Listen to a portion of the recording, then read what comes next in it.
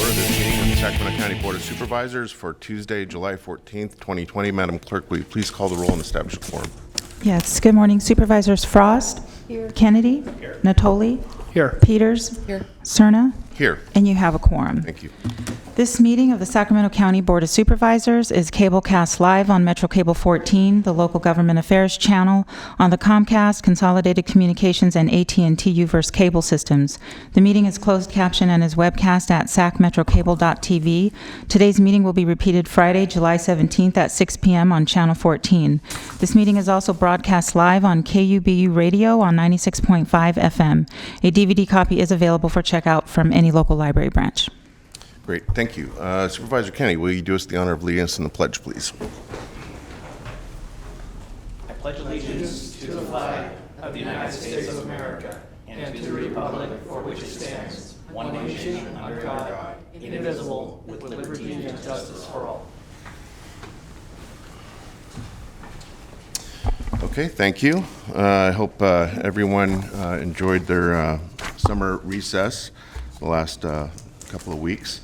I do have an announcement, as has been customary during the pandemic. In compliance with directives of the county, state, and Centers for Disease Control and Prevention, CDC, this meeting is live streamed and closed to the public.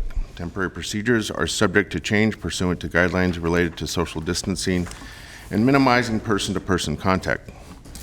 To make verbal comments at today's meeting, there are a number of ways to do so. You can dial 916-875-2500 to register your contact information. A deputy clerk will contact you and transfer you into the meeting when it is your turn to make a public comment. I should note that this is a new protocol, but it won't be the permanent one.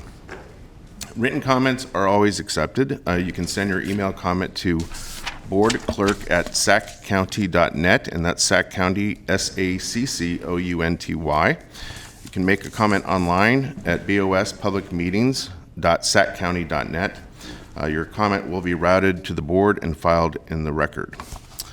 Okay, with that, will the clerk please call the consent matters? Okay. For your consent matters, items 1 through 42. For item 34, you're adopting an ordinance amending certain sections of Chapter 16.85, Title 16, and this is relating to the roadway credit reimbursement provisions of the Florin Vineyard Community Plan Development Impact Fee. You waived reading on this on June 16th. And then for item 38, you're acting as a Sacramento County Water Agency. You are introducing an ordinance amending Title 3, Title 4, Title 5 of the Water Code relating to the exemption of water development impact fees for certain accessory dwelling units. You're waiving reading on this and continuing to July 28th for adoption. And this concludes the clerk's notes. Okay. Any member of the board wish to pull an item for separate consideration or comment? Supervisor Natoli. Yes, I don't need to pull the item off the consent calendar, but I did want to offer some comments on a couple of items, Mr. Chair. On items 21 and 25, Okay. if you just 21 is the approval of the Parkside Village subdivision final map and subdivision improvement agreement. and then you call it 25 too. The comment's going to refer to. And then 25 is the North Vineyard Station Specific Plan Development Impact Fee Program. Authorize a reimbursement agreement for the design, construction, and advanced funding of roadway improvements associated with the Hedge 22 development. Okay. Thank you, Madam Clerk. I mentioned this in my briefing with Mr. Gill yesterday that we continue to see activity. I support, obviously, both of these consent items, but a tremendous amount of activity in the Vineyard area, new home construction and development of commercial properties in that area.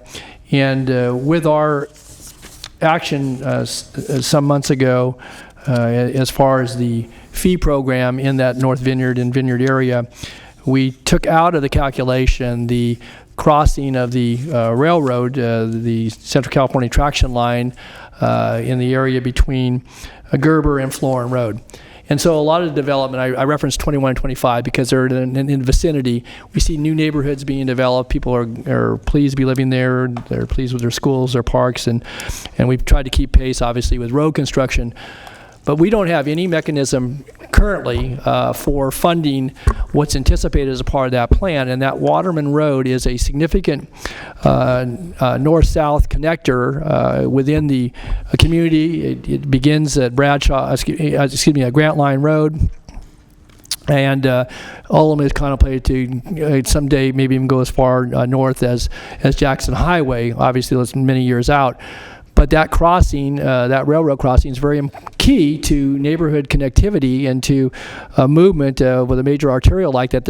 A lot of it's constructed in some of those new neighborhoods, but it's going to stop dead end at the railroad tracks. And so I guess part of my reason for commenting on today is that we need to, through our transportation department and public works, take a look at how we contemplate financing that improvement, because people are going to be anticipating that, and as traffic pressures grow in the area, then it's going to be even more critical for neighborhood, for movement of not just motor vehicles, but obviously it would connect schools and parks and new neighborhoods together. And so I reference that because, again, we took it out in order to accommodate some of the impacts to development as related to high fees in the area, but we need to have a strategy for how we're going to fund that crossing, because we continue to see maps, and again, it's healthy to see the new development. People are pleased with their new neighborhoods, but I want to make sure we get a chance to maybe have a conversation later this year about that. Mr. Gale, I see Mr. Hartwig's in the audience as well. So, okay, and then on a kind of unrelated item, but certainly in the same part of the world, item 32. Item 32 is the Elk Grove Florin Road Bridge and Widening Project. It's the award of bid to De Silva Gates Construction. The environmental document is an environmental impact report. I would just say kudos to this. We've been working on this improvement for the better part of 20 years, and I know that Supervisors Kennedy and Cerna share portions of the area, but certainly we all, as county supervisors, with the Watt Avenue, South Watt, Elk Grove Florin connection, it connects the entirety of the county from Elk Grove all the way to the county line and beyond. This has been a key point of congestion and a lot of frustration out there, and I know that our Department of Transportation, I certainly want to give a shout out to Ron McCary and Dan Schumann and Mr. Hartwig and others who have worked on this over the course, as I said, over the better part of 2 decades of trying to put together the financing, but also the project and having to design it and redesign it. And this improvement will eliminate a log jam, but also make for safer movement for pedestrians and other modes of transportation along the corridor there. And so I'm glad to see that the bids came in well under what we estimated, and looking forward to seeing the project complete. So, thanks. Thank you. Supervisor Fox? Supervisor Peters? Kennedy? Okay.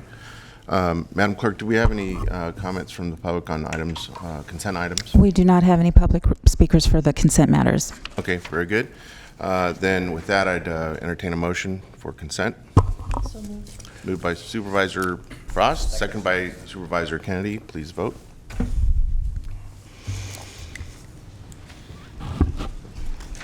Unanimous vote. Great, thank you.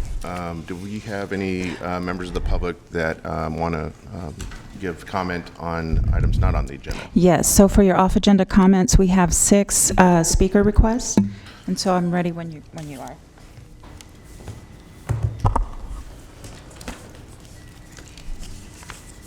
Bearings.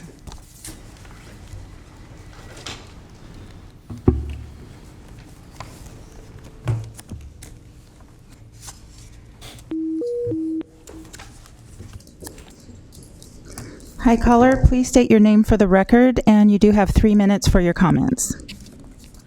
Okay, my name is Kitty Bolte.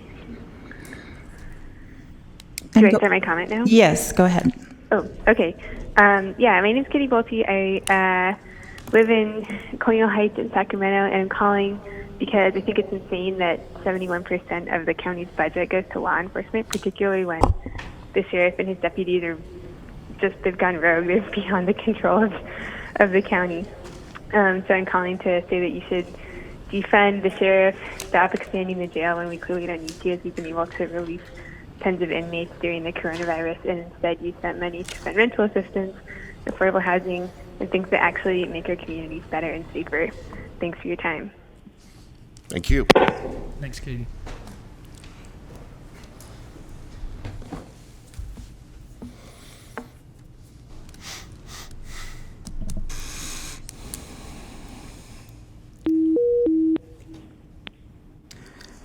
Hi, caller. Please state your name for the record, and you will be given 3 minutes to make your comments, and go ahead with your comments. My name is Jeffrey Tartagia, and I'm an advocate. And first, I want to thank Phil Cerna for making this available. I understand this is a great difficulty. I believe you can hear me. My second comment will be, as I hear background of the noise through there, is that I believe you're having a protest related to the Sacramento Transit Authority Proposition A. I believe you members that are on the Sacramento Transit Authority need to not only rescind the Proposition A, but you need to come up with whether you're going to in 2022 or 2024 embark upon a Sacramento transportation tax. The STA board needs to do a study to determine the best way a tax should be generated to drive these concerns. And again, I will offer I thank you, board, for doing this. It's a little disconcerting to have the background coming back in there, but I believe you can hear me, and can I hear a confirmation of that? Yes, thank you, Jeff. Thank you very much. That's my end of my comment. Thanks, Jeff.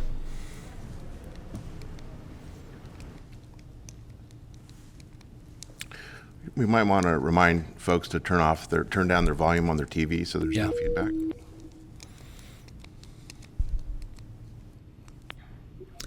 Hi, caller. Please state your name for the record, and you will be given 3 minutes to make your comments. 30 seconds. Thank you. My name is Courtney 3 minutes. Hansen. Oh, Can you hear me? there's 30. Go ahead. Never mind. Side conversation. Okay. I'd like to comment on a few items, so I'll keep it short. And these can all sort of be contextualized with an off-agenda comment, which is that there's never been a better time for this board to truly revisit the budget and deeply reimagine it. During this conversation of defunding law enforcement, that includes our sheriff's department, which is causing a lot of harm in our communities and takes a huge portion of the budget. So that's an off-agenda comment. I oppose item 19 because we know that police do not make domestic violence situations any safer. Item 48 regarding SHRA, this is a landlord bonus that does not ensure that tenants actually get to stay in their homes. And I ask this board to please ensure that CARES Act funding goes directly to supporting people in need. You don't need to go through landlords. Item number 30, the SCHA grant application. Just want to note that SHRA has an awful record of ensuring that we have adequate and habitable social housing in Sacramento County, which we know is possible and we deserve. Thank you. Thank you.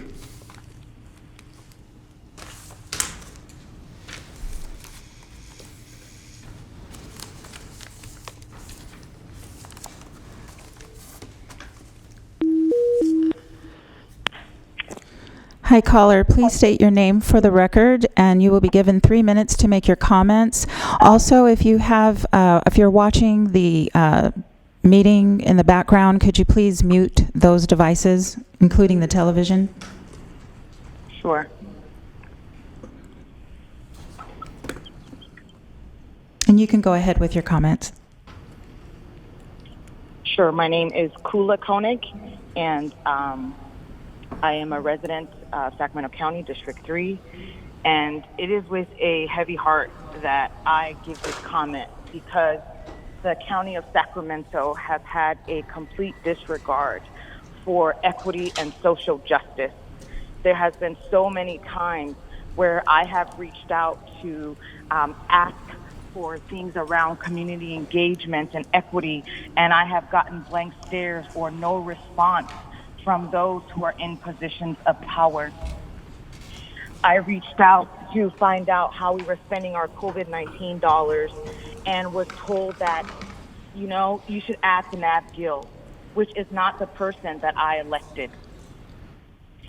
I then put out a survey to actually figure out what people wanted and send that follow-up to Britt Ferguson and Bruce Wagstaff because people wanted rental and mortgage assistance.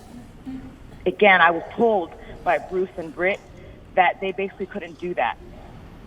I asked them to tell me about the process for how they would allocate those funds, and I heard nothing.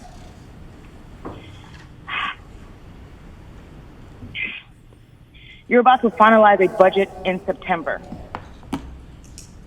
What I'm wondering is, why is the county has such blatant disregard for the needs of those who are most disenfranchised, who are impacted, who are under-resourced? Why is there such a blatant disregard for social justice? When I'm sitting in a meeting with the chiefs of staff as a member of the Human Services Coordinating Council and I ask about the plan that is in the general plan for community engagement, I get blank stares. When I go back to ask a follow-up in a meeting 3 months later, I still get blank stares. When you're doing your budget, what I am asking is that instead of the 70% of the general fund that's going to law enforcement, that money goes to health and human services and to community-led solutions. As a county, you have created a mountain. You have built a wall against any attempt to make you a more equitable organization. So my comment today is actually to the people who are listening, who care about social justice, to join us activists in electing people who care, in strategizing how to make your uncomfortable in your seat of privilege and your disregard for the least of these. Because we keep asking, I'm even asking now, but you're not even listening. So this comment is actually a plea to those who care, because I've lost faith in y'all as a board of supervisors to actually care about people. Because you don't respond, you give blank stares, you tell me to go to Nashville, who I did not elect. We are in a whole pandemic right now where nothing is as we know it. So you can't even be bold. You can't even be bold to change the system to be for the least of these, not just those who are more privileged in your district. I'm asking everyone else that cares about this to come join us at our press conference right now outside of the Board of Supervisors, because you're not going to listen to us. And so we have to change it ourselves. Thank you. Thank you.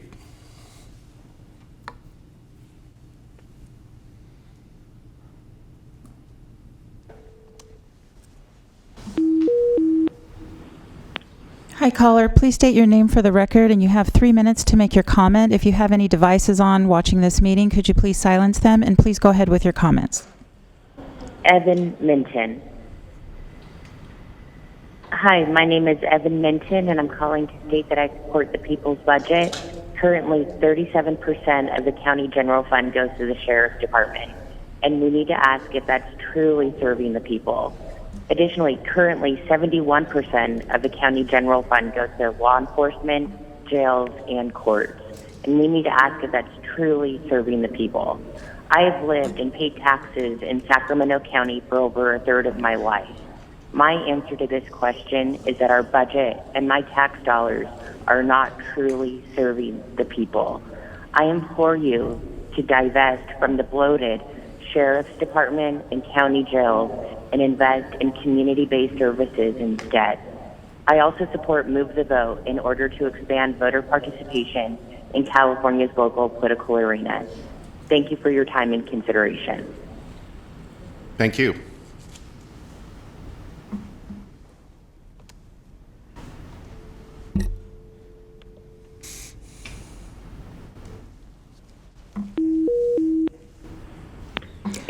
Caller, please state your name for the record, and you have 3 minutes to make your comments. If you have the meeting running in the background, please silence your devices and go ahead with your comments. My name is Regina Conley, and I thank you for this time where I can bring my concerns forward.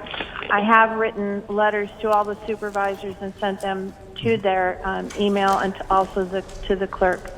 My concern is this. I've been in the insurance industry for over 35 years. I was on the insurance carrier side for half of that time and left to go to the business side on my own and with another agency so that I could make sure that my clients their needs were best met, because the insurance carriers are not our friend. And I know very well that the insurance carriers will try to do their best to get out of paying for anything they don't have to pay for. And therein lies my concern, along with the safety of my neighbors and myself.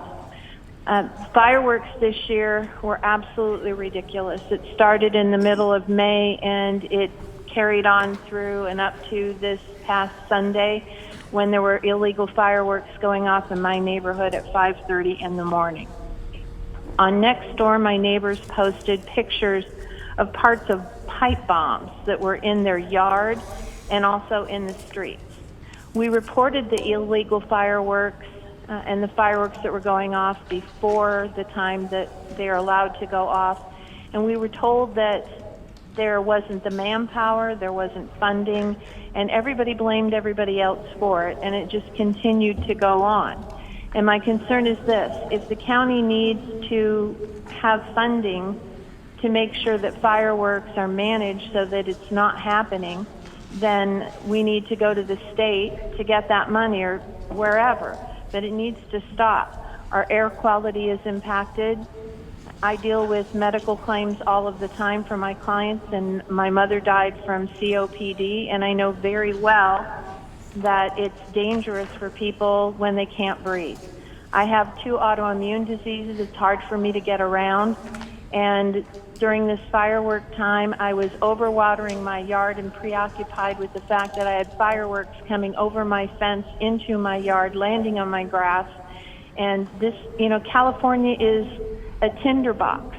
And I don't understand why we have a situation where we're allowing people to play with fire, and it just seems ridiculous to me.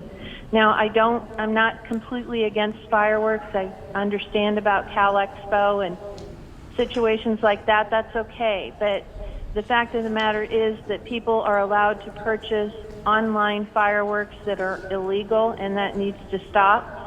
I know that other counties, Nevada County and counties in, like Nevada County in California, and then counties in actual Nevada, like Las Vegas and Washoe, have restricted fireworks, and I think that's what we need to do as well.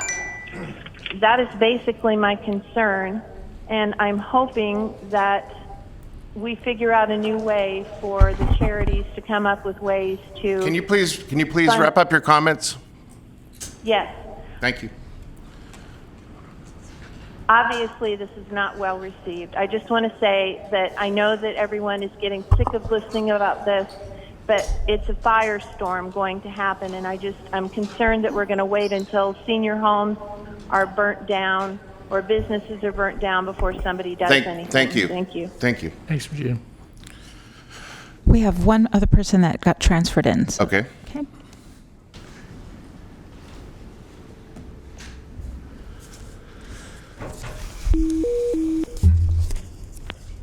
Caller, please state your name for the record, and you have 3 minutes to make your comments. If you have the meeting running in the background, please silence those devices, and please go ahead with your comments.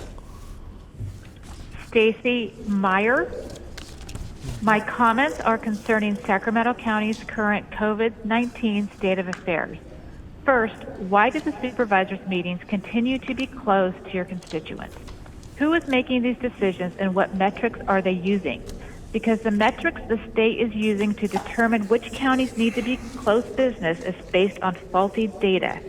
Just because a hospital patient tests positive for COVID does not mean that the patient is in the hospital because of COVID. Same goes for patients in intensive care. These are important distinctions that need to be made. According to the county's public health COVID-19 dashboard as of last Friday, the number of people who have died in Sac County due to COVID-19 stood at 79. That is 0.0052% of the population, or 5 per 100 inhabitants. It was also noted that all 79 deaths were among persons aged 65 and older, had underlying conditions and or other risk factors. Compare that to the unemployment figures. The number of unemployed in Sacramento County at last official count, May 1st, was 98,300. That is 6,434 per 100,000 inhabitants. This is criminal. Although every death, no matter what the cause, is sad, These COVID numbers do not necessitate a need to close or severely limit businesses and continue to decimate our local economy and ruin people's lives. And they certainly do not justify keeping your constituents locked out of these meetings. I am requesting a town hall meeting to include the citizens, county supervisors, and the county health officer because there has been too much misinformation, confusion, and unnecessary fear spread throughout the community, especially by the governor and the media. Local small businesses simply cannot survive in this current environment, and I fear for our future. We need to come together and get to the truth of this matter. With Governor Newsom ordering businesses to once again close without a legislative process to do so, I urge you to issue a proclamation to end the state of emergency in Sacramento immediately and save our community from certain economic ruin. Thank you. Thanks. All right, I believe that concludes our telephonic public comment. Mr. Chair, the public meeting, the public access is closed. This is only staff who should be in the chambers at this time.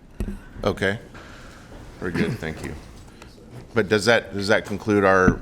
This concludes our comments, and just I want to say for the record, the public can dial 916-875-2500 if they would like to make a public comment during the meeting. Okay, and again, I'll just emphasize that the system that we're using today, which I freely admit is a bit clumsy, but is I think better than what we had before, which enables folks to communicate in real time with the board to express their concerns on items, on agenda items, and items about items that are not posted is temporary. So we do expect to have something that's going to work a little bit better in the not too distant future. Supervisor Kennedy. Thank you, Chair, and to the clerk. Well done. Is your mic on? Yeah. Okay.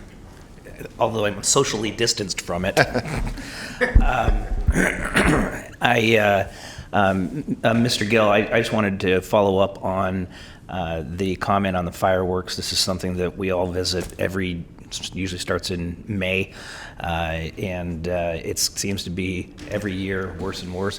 Seems like we're starting to get ahead of it the last couple of years, and that kind of fell away with the committee that was set up to work on the issue. And so it doesn't have to be an agendized item, but if you could get back to the board and just give us a update on what the status of that organization is, and if there's any movement to address this issue before we get to next summer. I agree with the caller and all of the callers that have called into our office. It is getting out of hand. I think we've seen the video from KCRA. It looked like the revolution. Yeah. I think that after we get through July, we tend to set it aside, and I'd like to put it at the front of the forefront of the board's agenda for addressing for the next summer. Got it. Thank you. Supervisor Tully. Yeah, thank you, Mr. Chair. And certainly want to extend appreciation to Chair and to our clerk for working to accommodate in real time commentary at today's meeting, whether it's on agendized or non-agendized items. And I heard what you said as I punched up to address this, but it looks as though we're going to be into at least a situation we're in currently relative to restrictions related to movement and interactions. But I would hope, again, in a short amount of time, that we could find a way to actually, again, and it would have to be done in a way that's still safe and in compliance with health orders, that we could actually accommodate folks in these chambers and do it in a way if they have to enter and then exit individually or in some other manner. But as I see, obviously in the audience today, we have a limited number of staff, and some of those obviously supporting this meeting's efforts, and we've got stickers that have been on the chairs now for several months that say media, but I think we need to look to a way, and particularly in light of, I think, the comments that we've been receiving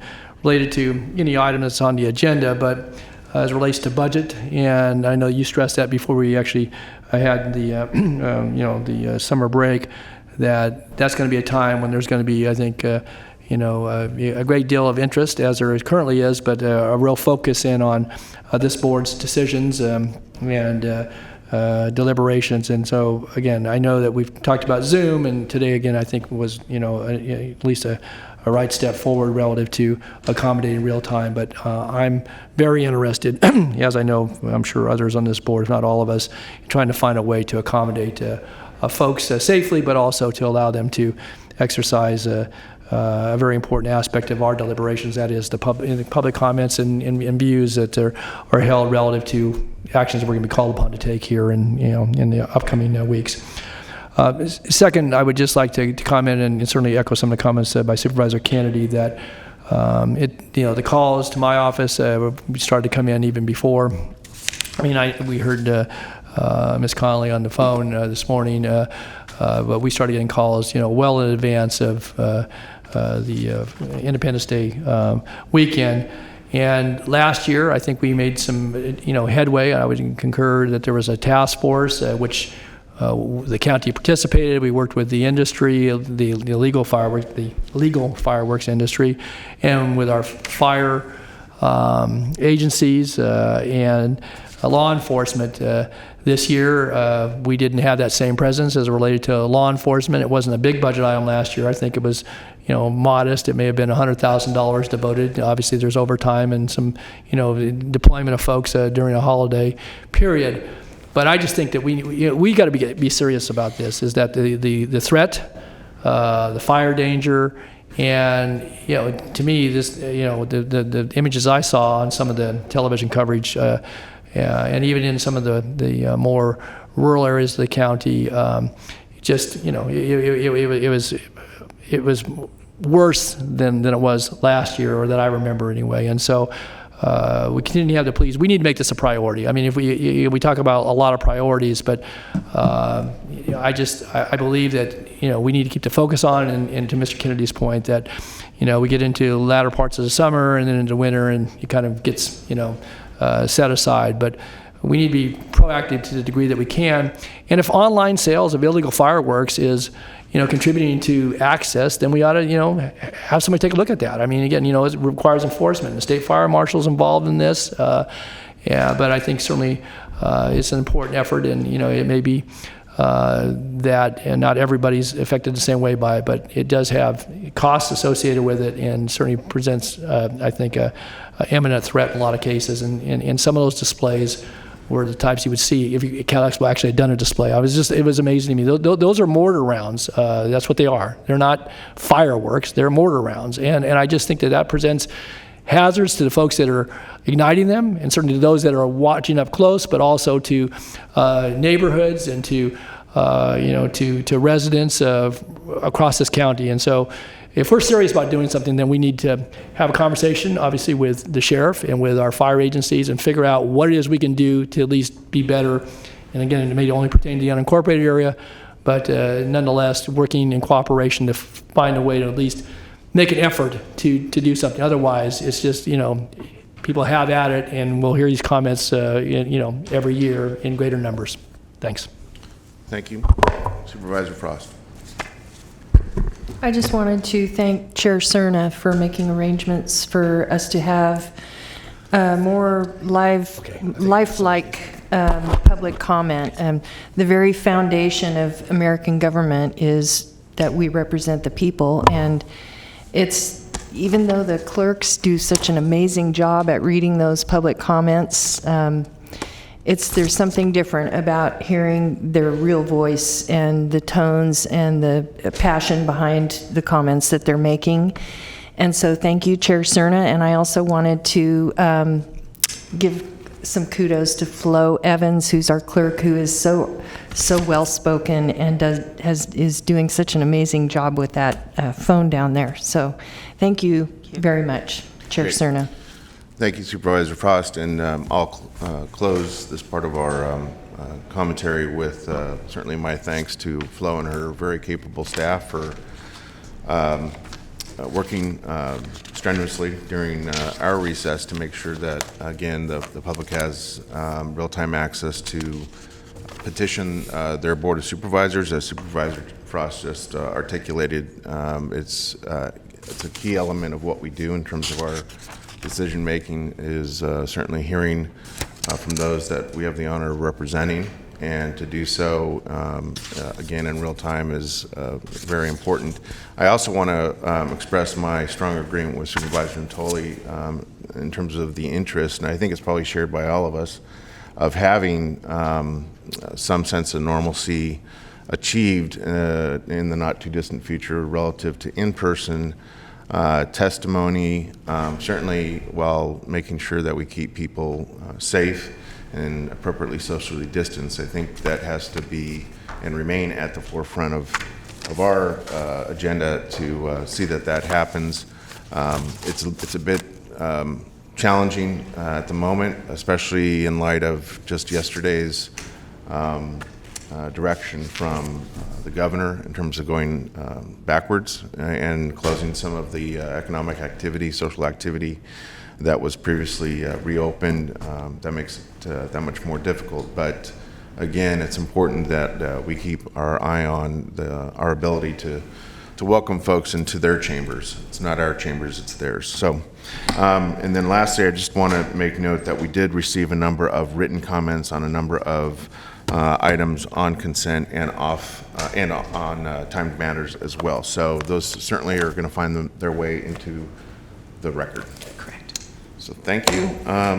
With that, our next item, please. Okay, so for item 43, this is the Watt Avenue Property and Business Improvement District. This is the public hearing on the renewal of the district and the levy of assessments, tabulation of assessment ballots, and adopt resolutions renewing the district and authorizing the levy of assessments for fiscal year 2021. The environmental determination is exempt. Good morning. Good morning. I'm Bob Davison, the Division Chief of the County Engineering Division. And I'm pleased to present this item to renew the Watt Avenue P-bid for a term of 10 years. This P-bid was first approved by the board in 2015, and the Watt Avenue P-bid Association has been providing services to the area, which is since that time, which is in the vicinity of Roosevelt Road, Watt Avenue, north of Interstate 80. Later in the agenda, I believe you will be hearing testimony regarding the impact of the P-bid during the annual report item that is later on in the agenda. The proposed renewal includes an expansion area, so the district now includes 195 properties, or will if the renewal is approved, and that's up from 174 properties that were previously in the district. The board approved the resolution of intention to renew the district on May 5th, and that resolution of intention set today's public hearing. After the resolution of intention was approved, staff sent out, mailed 140 ballots and notices to 129 property owners in the district, and the ballots were to be returned to the clerk of the board, and ballots may be still returned up to the close of this public hearing. So far, 65 ballots have been received. Also, I want to point out one written protest was received, and that has been included in the record. With that, I recommend that the board open the public hearing and consider any comments or testimony. After that, close the public hearing and then take the first two actions. The first action is to recognize the exempt status of the project pursuant to CEQA, and then the second action is to designate Susan Getz, the manager of special districts, to conduct the ballot tabulation, which I'll give details on in a second, and then continue this item till 2 p.m. For the results of the tabulation and for further action.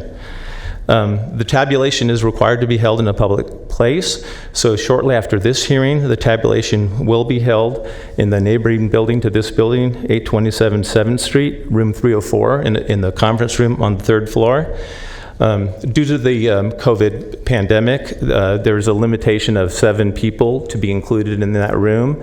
Given past tabulations, they're usually not that well attended. That should accommodate everyone. Actually, if for some reason we have more than 7 people, and that includes staff too, that need to be a part of the tabulation, we also have a Skype call set up, and my staff will be able to provide that Skype number to anybody who's interested in it. So with that, I recommend that you open and close the hearing and take the first 2 actions. Great. Thank you, Bob. Any questions for Bob? Okay. With that, I will open the public hearing. Madam Clerk, do we have anyone signed up to speak remotely? You do not have anyone signed up for this item. Okay. I will close the public hearing. And then are we just giving direction then to do the tabulation? Correct. Take action on the environmental document, which is item 1, and then designate Susan Getz, the manager of special districts, to conduct the tabulation and continue this item until 2 p.m. Okay. Supervisor I'll move Peters. the item. Okay, it's been moved by Supervisor Peters, seconded by Supervisor Frost. Please vote. Sorry, you moved too fast for me. I know, sorry about that. Mr. Natoli? Unanimous vote. Great, thank you. Then we'll hear back from you this afternoon, correct? Correct. All right, thank you, Bob. All right. Okay. Next item, please. Item 44 is the Sacramento County Landscape Maintenance District Zone 4, public hearing on proposed assessment for fiscal year 2021. Confirm the assessment diagram and levy assessments. Great, thank you.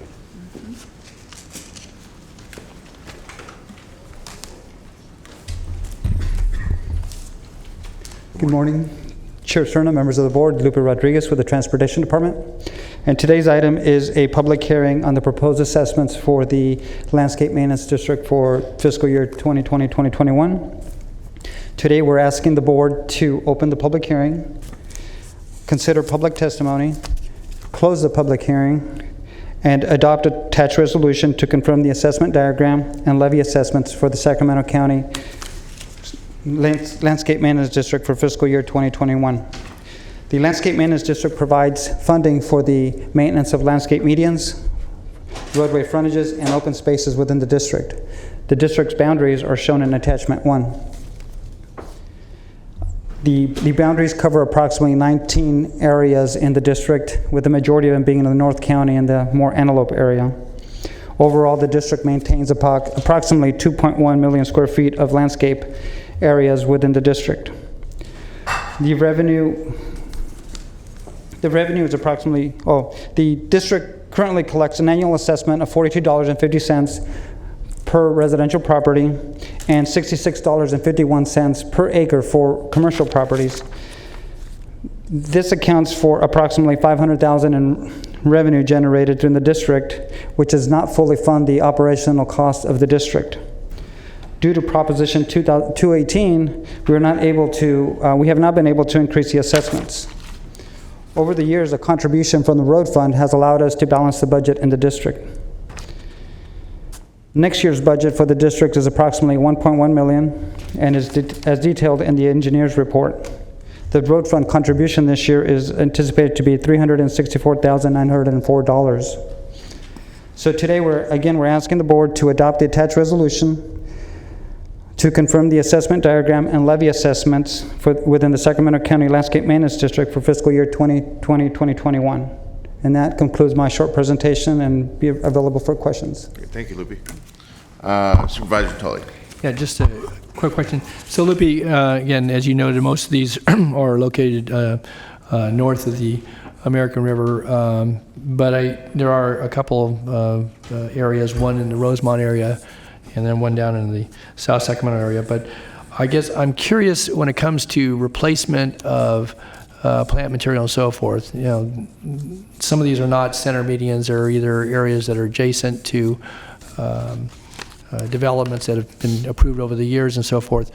Who is responsible to make sure that, again, irrespective of what the budget is that if things need to be replaced or freshened up and so forth, is that part of the contract? It's one thing to go in there and mow if there's lawns, one thing to go prune and if there's a branch that needs to be trimmed and so forth for visibility for the right-of-way. But I know you have folks in the department that oversee that, but is there some regular maintenance schedule beyond just the normal maintenance that would say that, okay, that, either trees need to be removed, or those tree species may have run their course, or new shrubbery? When do those get freshened up? Again, I know you struggle, obviously there's a contribution from the road fund, although it's pretty modest compared to the amount of area that's covered here. So I guess I'm curious about that. So we have an ongoing program. Staff has been really good about evaluating the different areas. So as there's a need for some replacement in some areas, that's included in the program. Some irrigation upgrades too. So there's some minor work that is included in this program. Not a big program where we do big projects, but from a maintenance perspective, we're able to change out some landscape areas that are and smaller areas that are needing of replacement. Okay. And do you depend upon citizen reports on that, or do we do? And obviously you contract for the maintenance. Do you depend upon your contractor, or do you have I know Brett Creeker for years was in the department there, maybe still you, but does somebody go out and regularly inspect this on a annual or semi-annual basis to see? Yeah. So we have actually Brett's here in the office if you want to hear. So I have Brett and one of his staff that are actually out in the field most of the time, evaluating, checking the landscape areas and with any issues, and coordinating with the contractors to make sure that we are in the right place. And the contractors know that they're responsible. So if a tree dies and they need to take it out and then replace it, that's covered under the contract, or is that an add-on? I think that's covered in the contract. Okay. All right. Very good. Thanks. Supervisor Peters. Thank you. Back to Don's comment about replacing landscaping items. I believe it is covered in the contract, but I would say rarely does a contractor notice it themselves, and you have to wait for someone to call it in. And that's not something the general public should have to do, and I think it depends on those of us who are roaming around our districts to notice the big holes in the landscaping. And I wish there were some ability of the transportation department to review this in some way, and I think you should take a look at that, because the only way landscaping gets replaced in my district is if I call and complain. And that is not a very efficient way, and it's not fair given the contract that they are supposed to replace the plants, I'd say. So that's my comment about that. And I hope you could come back to us with some ideas. I mean, with drones and all the cameras you've got on traffic signals and things like that, you ought to be able to look at the landscaping in many cases anyway. So and the other thing is noting that this is the same amount of money that's been assessed for 26 years. Correct. And it's causing a road fund contribution of $365,000 a year. And I just don't think the road fund can afford that anymore, given the status of our roads. I think we've got to come up with something else. This year is not the year probably, and it's too late, to raise the assessment, but I would encourage you to, talk to people consultants, and talk to them about what can be done to fix this assessment. I mean, Measure A is not going to, be on the ballot. We're wrestling with SACOG about fair shares. There's a lot of things going on, and none of them so far are giving us more money for our road fund. So I hate to see any expenditure for the road fund on things that should be paid for another way. Correct. Yeah, so. There was a recent effort a few years back trying to work with a consultant to try to come up with a plan, and at that time it wasn't successful, but we could try again, look at it a little bit further to see if there's a different way we could look at it. Yeah. Okay. Thank you. Thank you. Okay, if there's no further questions for Lupe, we do have to open a public hearing, correct? Correct. Okay, so we'll go ahead and do that. In the public hearing, Madam Clerk, do we have anyone signed up to speak? No comments. Okay, close the public hearing and bring it back for board consideration. Move staff recommendation. It's been moved by Supervisor Natoli, second by Supervisor Kennedy. Please vote. Unanimous vote. Thank you. Okay, next item, please. Item 45 is County Service Area Number 10, Benefit Zone Number 3, public hearing on the written report of service charges for fiscal year 2021, confirmed report and fixed charges. You're back, Bob. Good morning. Yes, I am back. And I'm here to give a short presentation on the annual actions for County Service Area Number 10. County Service Area Number 10 was formed in 2003 to provide trip reduction services for new growth areas in the county.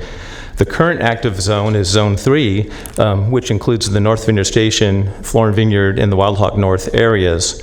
In May, your board received the written report of operating requirements and service charges for fiscal year 2021 and set today's public hearing. In the written report, it proposed increases to the service charges based on the Consumer Price Index, which this year is 3.31%. Highlights of the budget in the report include $140,000 for the 50 corridor TMA. It's a contract with the Department of Transportation, and that's to provide a variety of trip reduction services, which includes van pool services. And last year we reported that van pools increased to 4 van pools for the area. And actually, up till February, before the COVID pandemic, the 4 vans resulted in a reduction of more than 6,000 peak hour trips. Now, the van pools are still running, but since the COVID pandemic, there's been about a 50% reduction in ridership, which is not surprising given the current state of affairs. The budget also includes $250,000 for reserves, which can be used for services, including the implementation of shuttle services, which is still planned in the future. If you recall, the Department of Transportation conducted a study, and they predicted that transit shuttle services can be implemented between 3,000 and 4,000 dwelling unit equivalents in the area. And at this point in time, we have just over 2,000 dwelling unit equivalents in the area. So it will still be several years before shuttle services get implemented. With that, I'm going to recommend that your board open the public hearing, consider any testimony, close the hearing, and then adopt the resolution to confirm the written report of service charges and fixed service charges for fiscal year 2020-21. And I'll answer any questions that you may have. Great, thank you, Bob. Any questions for Bob? Okay, if not, I will open the public hearing. Madam Clerk, do we have anyone signed up to speak? No, you don't. Okay, thank you. We will close the public hearing. Bring it back to the board for consideration. It's been moved by Supervisor Frost. The chair will second. Please vote. Unanimous vote. Thank you. Okay, for item 46, you're acting as the Sacramento County Water Agency. This is the public hearing to proceed with projects and levy assessments in Zone 13 of the Sacramento County Water Agency for fiscal year 2021. Good morning. I'm Carrie Schmitz with the Department of Water Resources. I'm here today to introduce the public hearing for fiscal year 2021 Zone 13 assessment. In 1987, the board approved the formation of Zone 13 and the levying of assessments in the zone. The purpose of Zone 13 is to fund long-range planning studies related to water supply, drainage, and flood control, which benefit properties in the zone. Assessments are levied per parcel based on land use, and the assessment methodology is the same as has been approved the last 23 years. If approved, the 2021 assessment will generate approximately $2.3 million for the zone. The zone currently funds programs such as compliance with the Sustainable Groundwater Management Act, the Delta Communities Flood Protection Act, the Water Forum Successor Effort, and the Habitat Management element. And it currently administers 2 grants on behalf of the Cosumnes Groundwater Basin. This morning, I ask that your board take the following actions. Open the public hearing regarding the projects proposed for Zone 13 and the levy of assessments in the zone. Consider public testimony, close the public hearing, and adopt the resolution instituting projects and levying assessments in Zone 13 for fiscal year 2021. Thank you. Great, thank you. Any questions for staff? Not, I'll open the public hearing. Madam Clerk, do we have anyone sign up to speak? No. Close the public hearing. Supervisor Tully. Yes, I would move the item, but I just wanted to comment to Carrie and certainly to the department. I know that as you went through in your brief summary, it doesn't sound like a lot, but there's a lot embodied in any number of the efforts that you related, certainly the groundwater management work that's going on. And again, I know that we're a very strong partner and have taken a leadership role in helping to not just secure the funding, but also obviously to coordinate activities on that front, to work with the flood protection grant in the Delta, and I know your colleagues in the department are working on that and working with consultants and certainly local folks down there, and obviously the water forum and the habitat portion of it. So, I think there's good value attributed to what Zone 13 does, and again, it's ongoing, but I think it's very, very important work from the standpoint of water supply and flood protection, and certainly conservation and environmental stewardship. So again, thanks, Carrie, for your work and the work of your department. Thank you. I move the item. Okay, it's been moved by Supervisor Tully. Chair will second. Please vote. Unanimous vote. Thank you. Okay, for item 47, you're now back as the Board of Supervisors. Approve the 2019 annual reports for the Antelope, Carmichael, Florin Road, Fulton Avenue, and Watt Avenue Property and Business Improvement Districts, and provide for the levy of assessments for fiscal year 2021. Just real quick before we hear from staff, I failed to open the public hearing, I believe. No, you did. Did I? Yeah, you did. Okay, all right. Yep, you did. You got it Sure. covered. You were quick. You were I really was in my groove there, so. Good job. All right, very good. Good morning, members of the board. I'm Dorothy Kodani with the County Engineering Division, and I'm here to present this item. PBIDs are required to submit written reports for each year of operation in accordance with the Streets and Highways Code. These reports summarize prior year activities, accomplishments, and financial positions, along with providing the same information for the upcoming year. This item requests that your board approve 5 annual reports and adopt 4 resolutions, which authorize the upcoming levy of assessments for 4 of the 5 PBIDs within the county. The following executive directors are present to address your board today. And for the Antelope PBID, we have Mr. Chris Evans. For Florin, Ms. Corey DeRue. For Watt Avenue, we have Rebecca Evans. And Melinda Epler sends her, is very sorry that she can't be here. I think she contacted Supervisor Peters to let her know that she would not be here for the first time in 17 years. Right. So unless there are any questions for the board, specifically for county staff, and prior to proceeding with the recommended actions, I'd like to hand over this presentation to the aforementioned executive directors. Great, thank you. Any questions for staff before we hear from the executive directors? Seeing none, okay. Okay, thank you.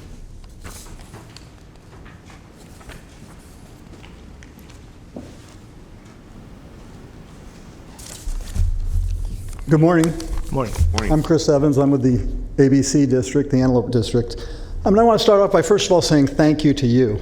We're going through some very strange times. I know in my district we're going through some very strange times. And I know that each and every day the 5 of you are faced with unbelievable decisions. And I think you're doing a great job. I know that there's a lot of people out there who have different opinions, but you guys are doing great, and we appreciate your strong support. We also appreciate the support of your families. We know that every day that they're sacrificing as well, and all the extra time you're putting in. And lastly, we appreciate the strong support you have for PBIDs. You've got 4 PBIDs here today, and I think we've got some great information for you and some great updates. In the ABC District, we have one simple theory. It's a theory I've had my whole life. It's kind of my motto. Every day is a bright new day with unlimited possibilities. And it doesn't matter what you did yesterday, but today is a bright new day. And we move forward that way. 78% of the funds in our district go towards security. Our security is currently handled by SPS, Sacramento Protective Services, but we have a policy of compassionate compliance. The very first thing we do with everybody we meet in the district, if they have an issue, and obviously the vast majority of the people we meet that have issues, it's drug addiction. Drug addiction is the #1 issue that our security team meets every single day. It's not homelessness. We call it homelessness, but it's drug addiction. To that end, we provide them with resources. We get them as much help as we possibly can through the compassion part of the compassionate compliance. We truly try to help anybody in need. We work closely with the HOT team. The homeless outreach team for the Sacramento Sheriffs is instrumental. The POP team, they're unbelievable in helping us within the district. We also work with the other PBIDs, and this is what I'm really excited about. The PBIDs in the last year, now my district only had 10 and a half months last year. It was our first year.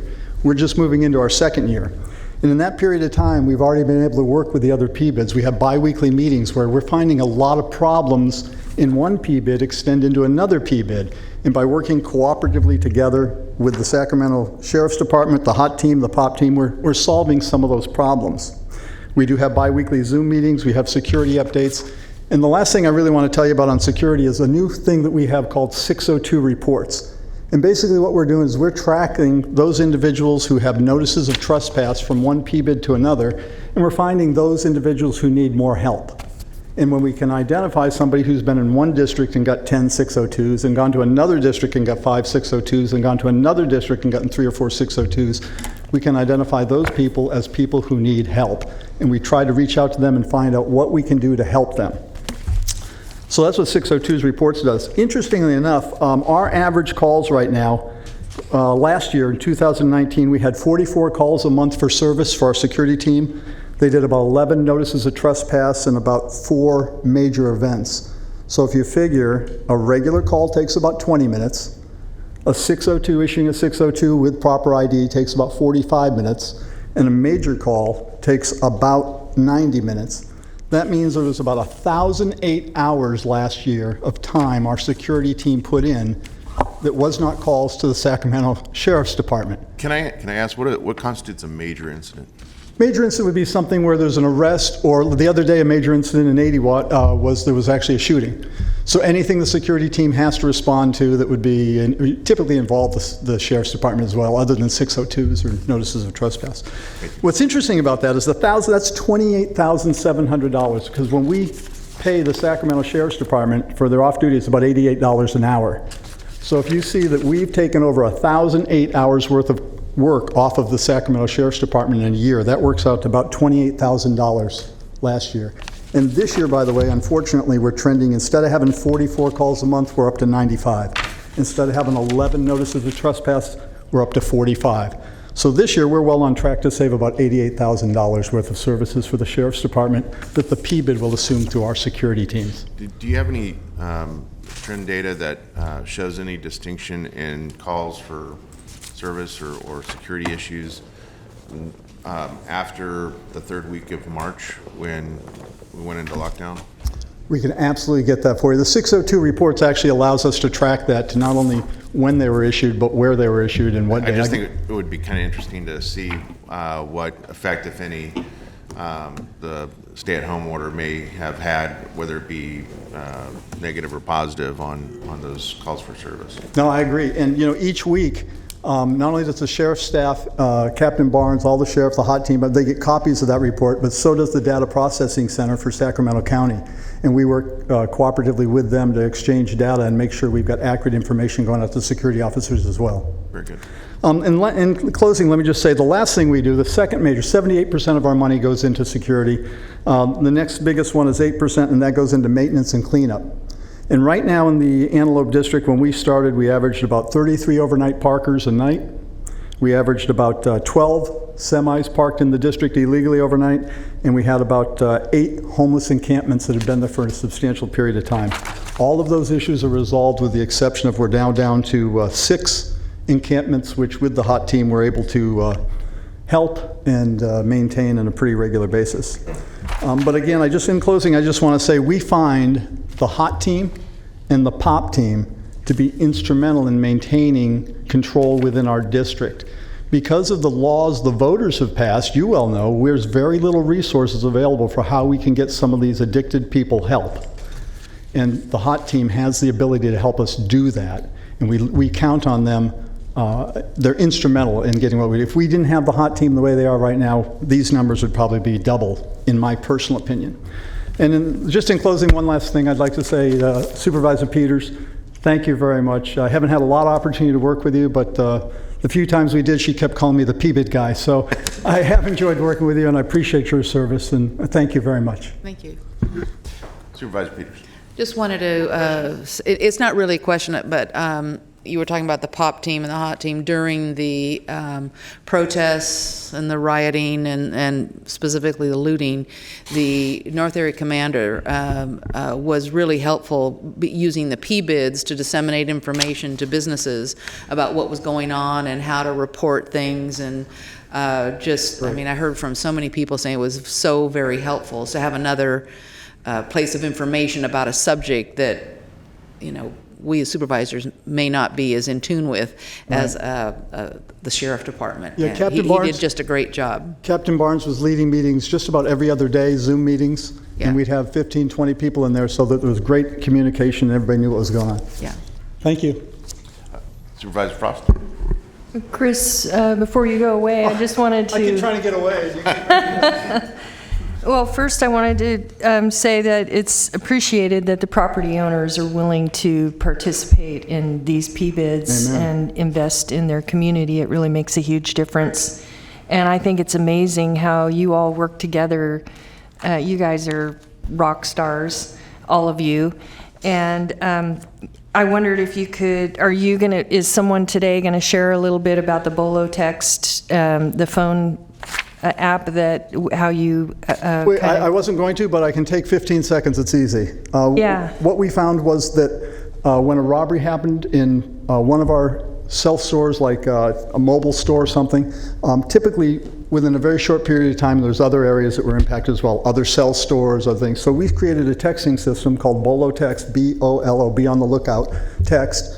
Anybody can register for it. They put in their area, and when we are notified of a problem, we immediately send out a text to everybody else in that district, letting them know that there was just a robbery at the mobile store or at the T-Mobile store or whatever, just to be on alert. And so Bolo Text is actually pretty cool because when we find out something's going on, we let everybody in the district know, everybody's ears are up, and we haven't had a lot of cases where there's been a string of things, 2 or 3 things happening within the district, just because people are aware. And that's fairly new, but anybody can register. It's BOLOtext.com. Once they register, they put in their zip code, and they'll automatically get updates. There's no cost. That's really great. And I want to thank you for proactively, when you come to me with issues regarding antelope, you always try to bring solutions, and you're looking for solutions. The P-bids made a huge difference in antelope, and hopefully we can get some more of those in some of the other areas. But thanks for all that you do. Thank you for your leadership. Well, thank you. Can I leave now? You may. All right. We have others?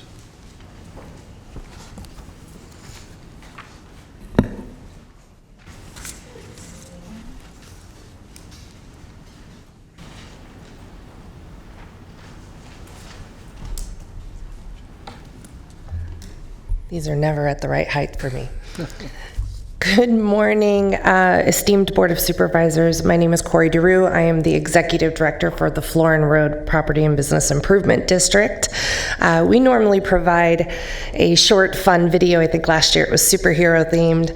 Given the light of the coronavirus situation, we didn't provide one, but we look forward to Watt Avenue's video. We have come here today just to provide a highlight reel of some of the accomplishments and some of the things that we've gotten done over the year.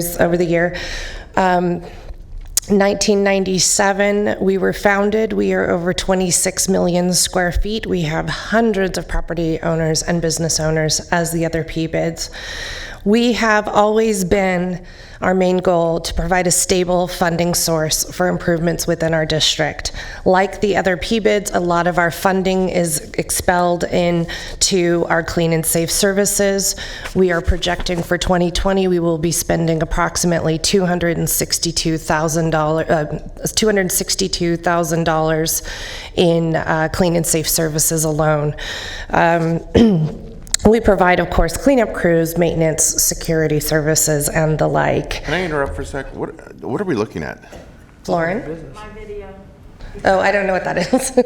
I'm sorry. Okay. That's Watts. They're in the back controlling Okay. this. I didn't even All right. realize something. Thank you. Sorry, go ahead. That's okay. I was wondering what it was myself. A homeless navigator's success as our homeless navigator has been able to reach out to over 1,650 people. That helped over 102 individuals between the macro district and the Flora and PBID district. That's 136 clients, and 21 families were helped. We in our PBID often celebrate those successes as a group. We have our standing room only monthly meetings. There are security task force meetings. We have often upwards of 50 to 60 individuals from our district who will come to support and help with everything that we do. With that said, we had over 1,500 calls for security for the year.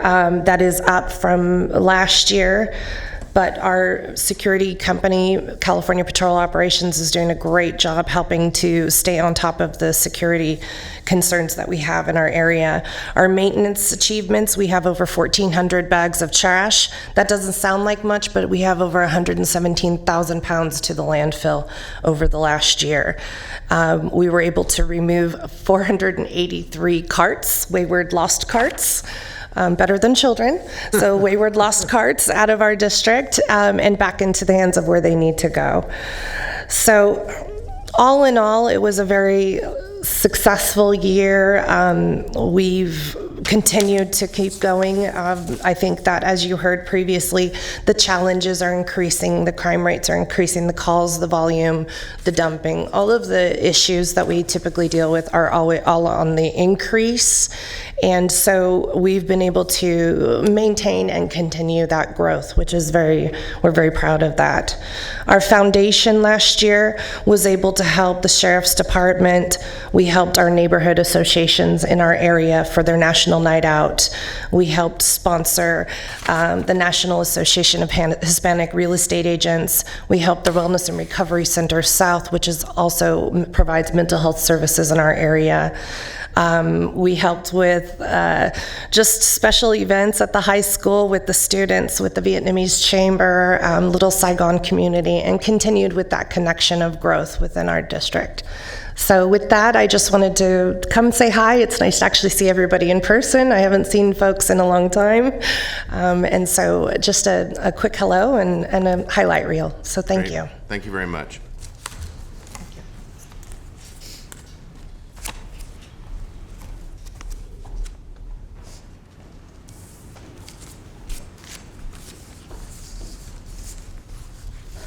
Good morning. Morning. That I can't hear, I can't speak, I can't think with that thing on. Thank you so much for the opportunity to share information. My name is Rebecca Evans. I'm the Executive Director for the 80-Watt District PBID.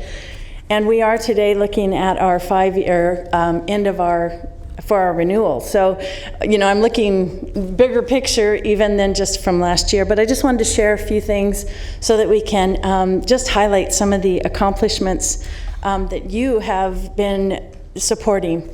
From this whole year has been a lot of extra jobs. We have since the 2015 when the PBID started, we've brought in 2,561 jobs in just our little area. We are 45% decreased in crime. I know that the 80-Watt District was one of the, if you research it, it was one of the worst locations in all of California for sure. And so to have 45% decrease is absolutely huge. It is now a location where you can have a business and be safe because we have 24-hour service of security. On top of that, the cleanliness is just always worked on, and we're constantly working with those that need help. But we're constantly supporting our businesses as well with workshops and just all kinds of things. We've had in the last year over almost 6,000 calls for service in the security, which is a huge number. And making a long story short, we're excited. We have Mercy Housing is just opened. We hopefully will be able to tour soon. But thank you, Honorable Peters. It's just such an exciting thing because it's affordable housing in our location. So that's given a lot of extra things. As the other two PBIDs, just wanted to say thank you to our law enforcement. With the COVID, with the rioting, the whole thing, we were able to not have hardly any problems so far at all, due to the fact that we got on the phone with the Sheriff's Department, our security, and all the PBIDs jointly to say what was happening, where it was happening, why it was happening. We even had some of our store owners get on there, and they were the ones that kind of figured out how to follow the trends of where things were happening.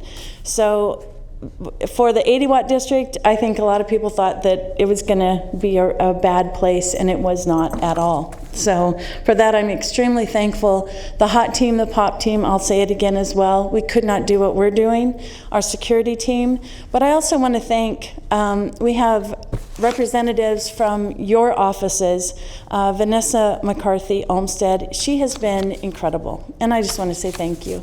And I know that you're leaving us soon, and I'm not sure when that even happens, but Supervisor Peters, thank you so much. You have given us fencing and different things like that that obviously we could not have done without your support. So I know that on behalf of all the PBIDs, your support of the PBIDs means you're supporting thousands of businesses, thousands of jobs, thousands of residents to be able to be safe to go out of their homes at night. So thank you so much. I do have a video, I don't know where it went, and it's never going to be up to Corey's level, but I just wanted to show you some pictures. Great. Oh, there we go. Yeah.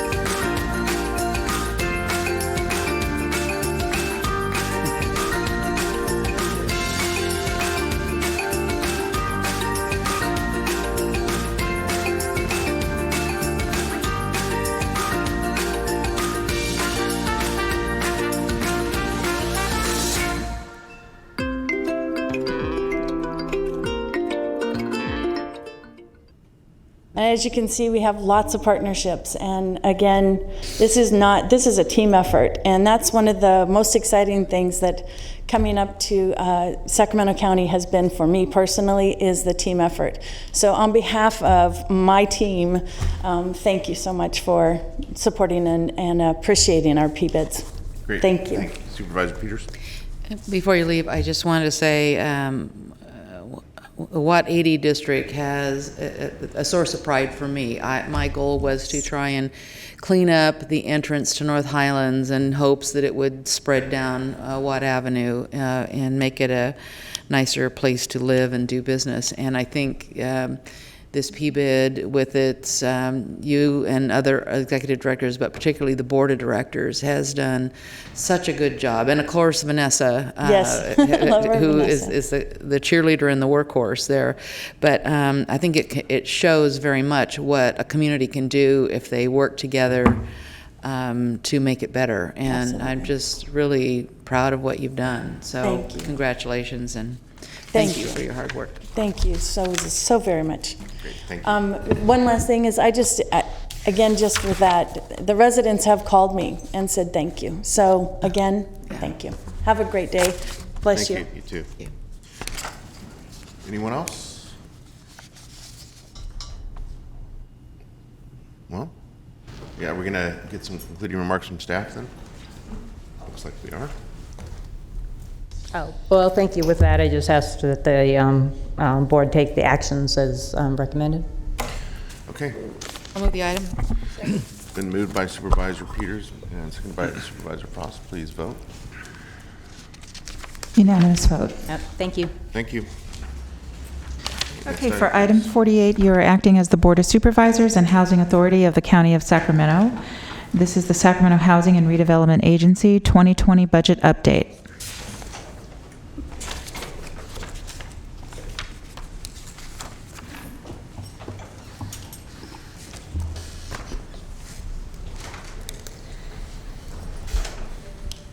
Good morning, Chair Cerna and Supervisors. My name is Susanna Jackson, and I am the Chief Financial Officer of SHRA, and I am here to present to you the 2020 budget update. As you may be aware, the coronavirus has changed budget outlooks across the nation. SHRA is considered an essential business, and we quickly adjusted our operations to maintain acceptable service levels to the public while protecting employees and vendors. During the development of the 2020 budget, as to be expected, a worldwide pandemic was not anticipated. Expenses for 2020 have increased and include items such as purchasing personal protective equipment, or PPE, for employees, purchasing hand sanitizers, cleaning supplies, performing deep cleaning, purchasing new technology to allow for teleworking, and providing paid leave to employees through the Families First Coronavirus Response Act, or the FFCRA. Luckily, Congress passed the Coronavirus Aid, Relief, and Economic Security Act, also known as the CARES Act, to provide funding to prevent, prepare for, and respond to the coronavirus. This funding included funding for public housing agencies to enable them to maintain normal operations and take other necessary actions during the period which the authorities are impacted by the coronavirus. HUD's total supplemental appropriation for the nationwide HCV program included $1.25 billion and $685 million for the public housing program. So what does that look like for SHRA? Overall, the agency will receive approximately $3.6 million that is divided as follows. The HCV program administration will receive a little over $1.9 million. The public housing program overall will receive $1.7 million. Broken down between the city and county housing authorities, city public housing subsidy will total approximately $1 million. The county will receive a total of $2.5 million, which includes the $667,000 of public housing subsidy, and a little over $1.9 million in the HCV administration funds. These numbers do not reflect the additional funds that have been allocated to the agency through CDBG, ESG, and HOPWA, which were brought before you previously in updated action plans, totaling $9.6 million. Additionally, the agency will receive an estimated $22 million in emergency solutions grant, which is $10.2 million allocated through the city, while $11.8 million is allocated to the county. These funds will be available for utilization beyond the 2020 fiscal year, and plans are currently in the works for how this fund will be used. Before you leave this slide, I think we have a question from Supervisor Nicole. Yeah, thank you. I know you're going through this briefly and you're going to be back to us on the 28th, but I think just as you outlined in your verbal comments, having a sheet that would outline beyond just, buried in a large budget document, the money you mentioned from ESG, CDBG, HOPWA, how that factors in, and then I think it's an important element of obviously budgeting, but certainly from the standpoint of knowledge, and there's so many different funding streams tied to the stimulus package and to obviously the ongoing funding streams that SHRA taps into. But that would be helpful. So when you come back in a couple of weeks, a slide that we could use so that when we, one, certainly for the edification of board members as we look at your budget, but also as we're talking to folks about what opportunities that presents relative to either support for housing, support for other community-based programming, for relief to those who would meet the qualifications of any particular program. That would be really useful to have that. Okay. Will do. Thanks. Thank you. Any other questions before I think you're good. Okay. So looking specifically at the additional funding for the HCV programs, the agency is implementing the landlord incentives. Some of these incentives include the new landlord bonus, the welcome back bonus, the no loss bonus, damage claims, application fees for tenants, and security deposit assistance for tenants. Sarah O'Daniel, the Director of Housing Choice Vouchers and Homeless Initiatives, will expand on these incentives in a few minutes. Additional resources available to the agency has been made from the Federal Emergency Management Agency, or FEMA.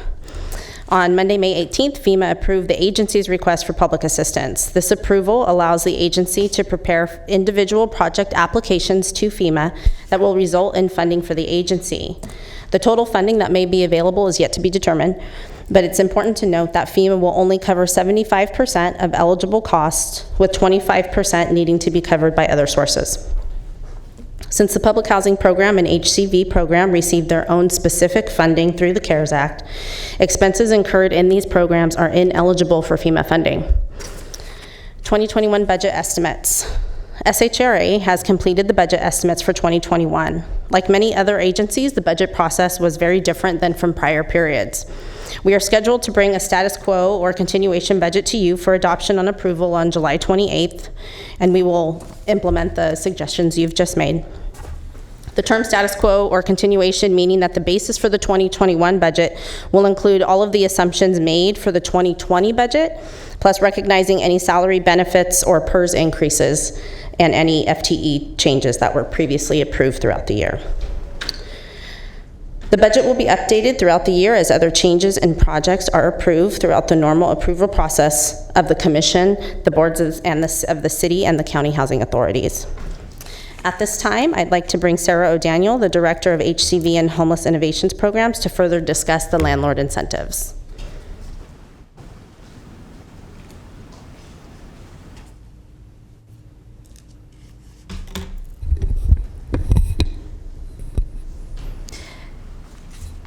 Good morning, Chair Cerna and members of the board. I'm Sarah O'Daniel with the Sacramento Housing and Redevelopment Agency. Nice to see you all, and I just wanted to share a few details about the new initiative that we're so excited to embark on related to the Housing Choice Voucher Program. We are allocating $500,000 of these funds to launch an incentive program to attract new landlords to the voucher program and also provide assistance to our families to help them lease up units during the pandemic. This is something that HUD has encouraged housing authorities to do, to again provide incentives to our families and to our landlords. To put things in perspective, we house over 13,000 families on any given day, or that's around 32,000 residents. On any given day, we have about 700 families who have a voucher and are looking for a unit. They are looking for housing, they're looking over 120 days on average. We also know that there are very few vacancies right now.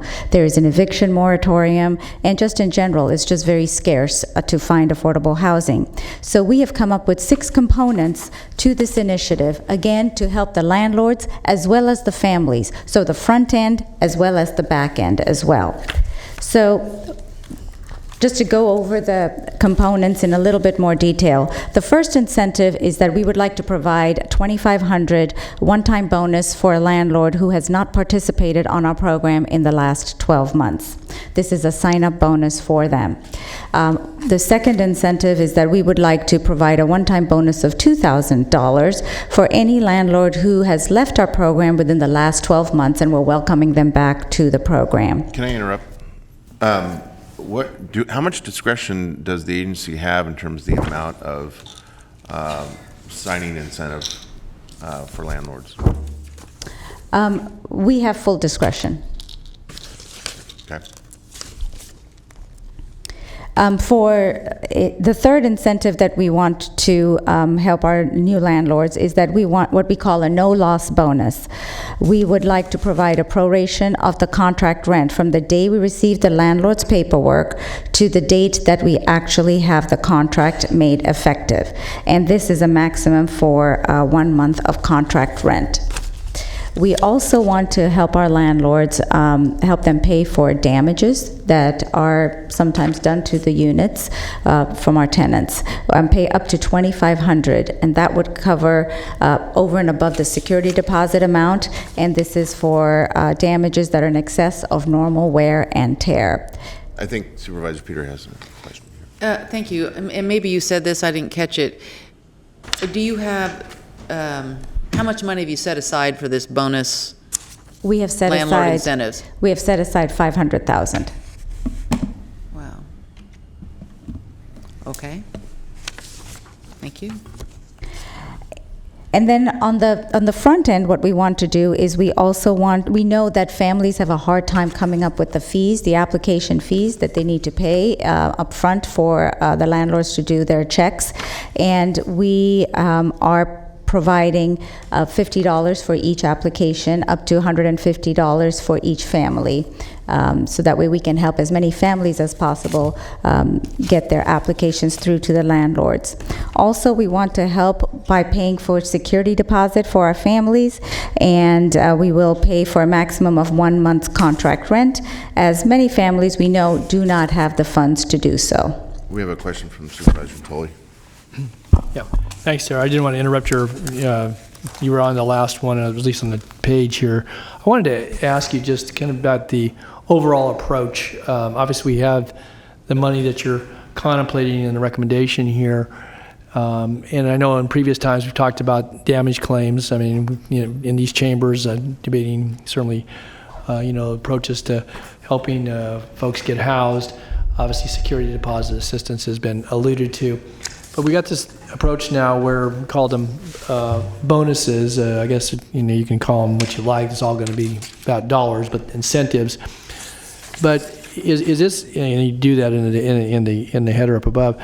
I guess I'm curious. Is this modeled after something that's been successful in other communities? Is this something that, through your own outreach to landlords, your own knowledge about administering programs and some of the barriers, which are real? So I want to preface my comments too, that I recognize that a lot of landlords, have made choices either through bad experiences with, tenants previously, whether they were involved with the HCV program or Section 8, whatever you want to call it.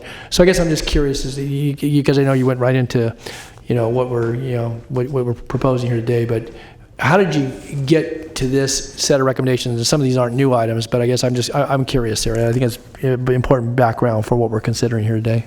Yes, we have looked at models around the country of agencies that have used it. As you know, some housing authorities have been doing programs like this because they are called move to work agencies. They have flexibility.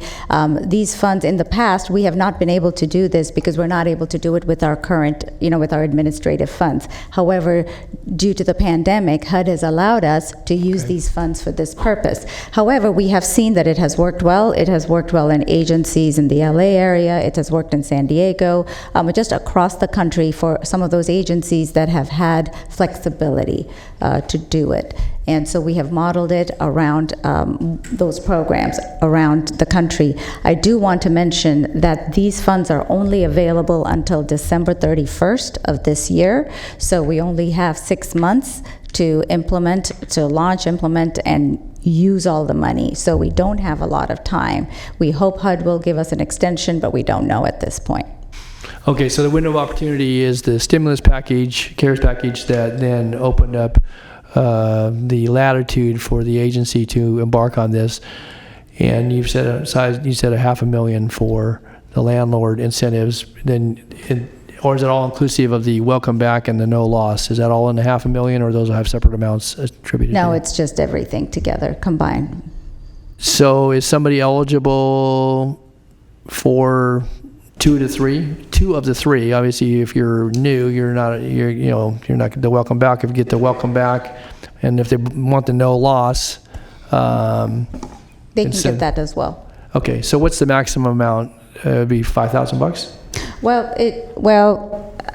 the no loss bonus, usually we process it within a 7-day window, so the maximum is 1 month's contract rent, but we don't anticipate it's going to be a lot. $1,200,000, whatever you have. Possibly. So the potential here is $3,500 to maybe close to $4,000 potentially, right?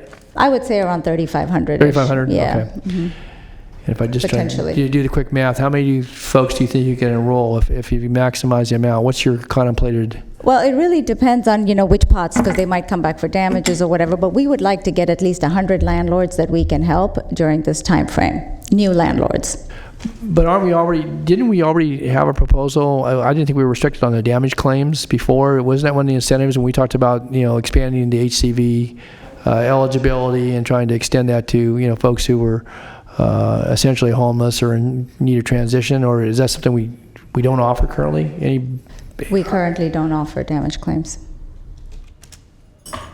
So, in my view, that's really essential. It's one thing to offer people money to get back into the program or to come into the program, but having that insurance or assurance, and we've talked about that again, in recent years, that kind of provides that no fault situation that obviously if the tenant doesn't perform or damages the property, knowing that they can process, a claim and get that addressed, assuming it's legitimate, quickly. That to me is really key. It's one thing to try to, entice somebody to come in, and I would think that might even be more key for folks. So what's the difference between a no loss and the damage claims itself? What's the distinction? The no loss is what's being provided to them once the paperwork comes in, and so because sometimes we hear that we don't want to wait, we want it to start right away. So while the paperwork has been, what to start right away? What do you want? They want the payments to start right away. Oh. So we are just processing the paperwork for 7 days, and we're going to pay them a prorated amount from once the paperwork comes in until we do the inspection and all of the for holding the unit open, basically. Okay, yeah. So that's different. Okay, so And I just wanted to add something related to damages. We used to have it a long time ago. So maybe that's what you're remembering, but nothing that we've had recently. And we have seen around the country that a lot of agencies who've had discretion to do so have put this pot aside. But interestingly enough, the landlords really like having this pot, but barely any use it. So that's also very interesting. I'm not sure if they forget about it or not, but it's not utilized. We've seen this nationally. Well, and maybe it goes to the fact that most of the renters or tenants are appreciative of the accommodations and they honor the agreement, and you don't get the claims. But it's knowing that you got that as a backdrop going into it. It would seem to me that, and so I guess I would just, and I didn't mean to get too much into questioning here, but that if we embark on this, that maybe that's part of, to your point, having that as a backdrop and figuring out a way beyond December 31st or some extension of the CARES Act, because it would seem to me ongoing, you may not have to worry about welcoming people back if people stay in the program knowing that there's, as I said, insurance against it, and if the claim loss isn't all that great, then maybe that's something we find a way to manage and to keep in place over time, kind of back to the future type of thing, as you mentioned there, that if we had this in the past, because I think that we're going to be challenged otherwise in a tight housing market to have folks at bonus or no bonus to want to embark on it if they think there's going to be some risk out there relative to the damage to their property. So, okay, thanks. Supervisor Frost? I just wanted to make sure I understand then, because you said you had damage claims and no loss a long time ago.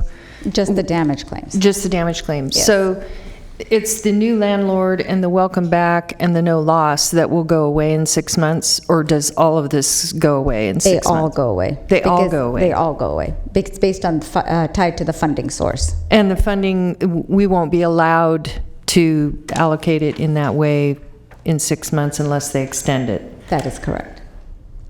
I think this is possibly going to help you actually get more landlords, because there are a lot of people who might come back if they knew there was a little bit of insurance. They've possibly lost money in the past, and so I think it's great that they're offering this at least for a time, and if it works really well, it might be a way to better compensate landlords for opening up their units.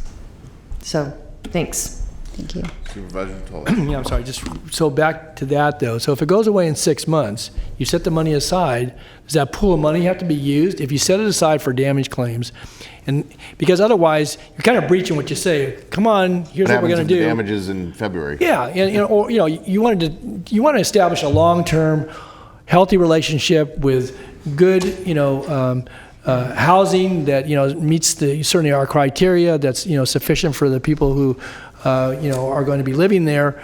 But if that all goes away, I guess to my point earlier, I think that we need to find a way to maintain that, over a period of time. Otherwise, I mean, that's kind of a fleeting moment. And if I was looking at the detail behind this, even if you were giving me a positive and a sales job, but you say that goes away, I don't know. So I see the shells there. The shells, we're going to answer that. In fact, we did have some great discussions internally about all of these different incentives, but specifically damage claims. And our commitment was that even if everything else went away, we would need to identify some other type of funding source so that we could honor that commitment. Because when people move out, that's when you need it, and people aren't going to move in and move out in 6 months. Right. And what we'd like to do, obviously, is to show the success of this to HUD so that they will see the need to allow us this level of flexibility in the future, and as additional rounds of CARES funding, which there are more funds that they have not allocated, are used in this manner, and they give us that discretion. The other thing too that Sarah kind of touched on is that they have given us more flexibility. So for inspections, we don't have to wait until someone comes out. We can do owner certification. We can follow up later with the actual inspection. So it really is opening up a lot of the opportunities to work with landlords in a much more collaborative process. Okay. Can I follow up on that? So is it possible that, I don't know if this is the right construct or term, but that you could have like an escrow account where you put the money, you technically satisfy the parameters of the CARES Act funding availability, you appropriate the funds to an escrow account that is, I don't know, somehow managed by the landlord or accessible by the landlord for damages outside of the time frame of the availability of the funds. Mm-hmm. Well, we would have to check into that and see if HUD would give us the approval. Usually they don't. Usually what they say is they want to see that the money has been spent. Oh, it's a receipt for the damages. Yes. They want to see it's used for its intended purpose. Okay. But we have noticed that even with the initial waivers, that they are giving more time, more flexibility. So they really are trying to work with housing authorities because they understand that the need is so great for housing. And in fact, there's more of a demand. So they are really working with us. Has there been any analysis that you've concluded that compares the totality of what this incentive looks like compared to just a landlord taking a market rate tenant? In other words, can you quantify, can you make the argument to a landlord, hey, you're actually going to be made whole much better than if it were just a market rate condition where you're accepting someone that just wants an apartment that. Well, I think the advantage, obviously, is that it does protect the landlord in case the tenant loses income. So if the tenant loses income, if they lose their job or face unemployment, the amount of money that we pay for the landlord will go up. So they're going to stay whole in that regard. So is that kind of addressing your question? Well, even before we had the challenge of the pandemic, and of course we had a wholesale pretty radical change to the HCV availability and process working with the city a few years ago. Not too long after that, we continue to hear that the program continues to struggle in light of a tight housing market, especially. I'm just wondering if this is additive. So this is now a new way to incent landlords to participate. But if their hesitation to participate in the past or the reluctance to renew for those that have participated in the past is the fact that their calculus is, well, I don't want to deal with the headache of this. I just want to go to a market rate tenant. I guess what I'm asking is, do we have some analysis that shows that this is going to be a really solid argument that is going to, bear the kind of fruit that we want, which is more landlords participating and fewer dropping from the program? Well, I think that's exactly what Sarah was talking about, where housing authorities who've had this flexibility have seen that type of increase in terms of landlords who are participating. And we have already seen, even initially, where more and more landlords, even before we offered the landlord incentives, have started to reach out to the housing authority. So we are starting to see that, and we hope that this will continue that momentum. Thank you. Thank you.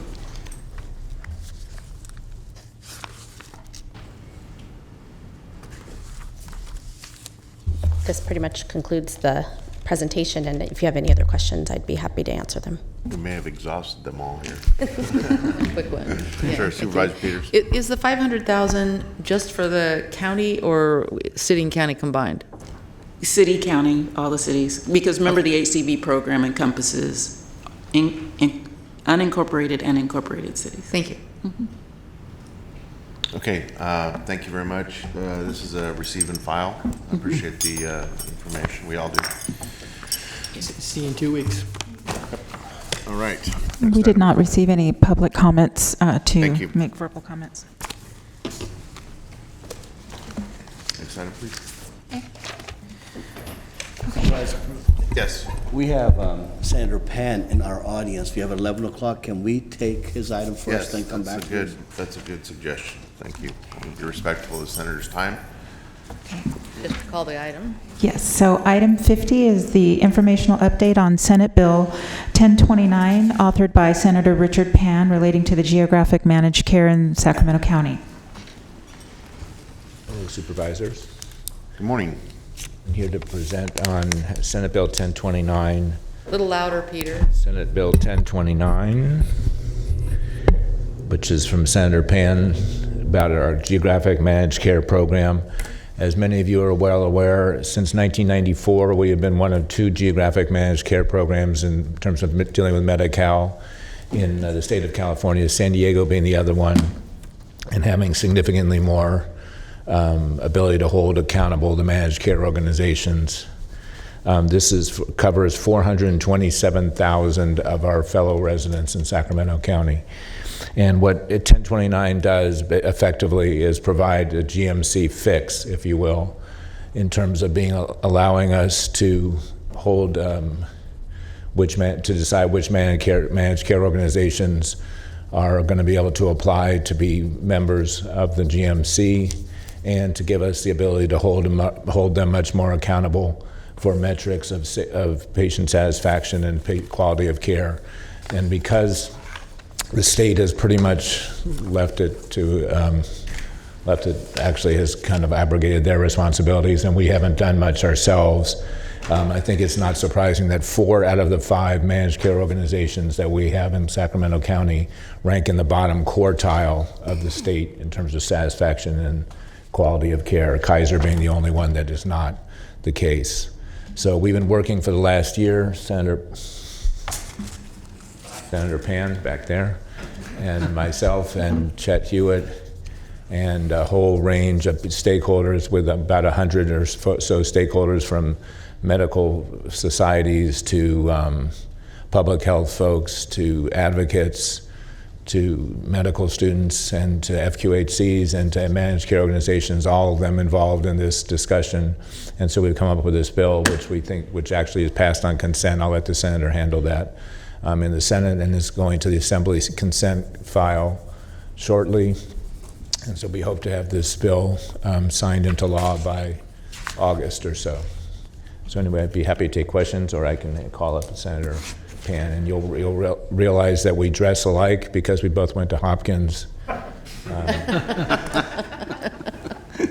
It's the all right. Any questions for Peter before the senator comes to the podium? Quickly. Just a quick one for Peter. And I know Senator Pan can speak to the legislation, but this would authorize the establishment of a health authority. Authority, yes. And what is that? Is that another offshoot of this board? Is it a made up of folks like yours? So it's a predominantly board-appointed we have a commission now, the Medi-Cal Commission, Advisory which does, committee, yeah.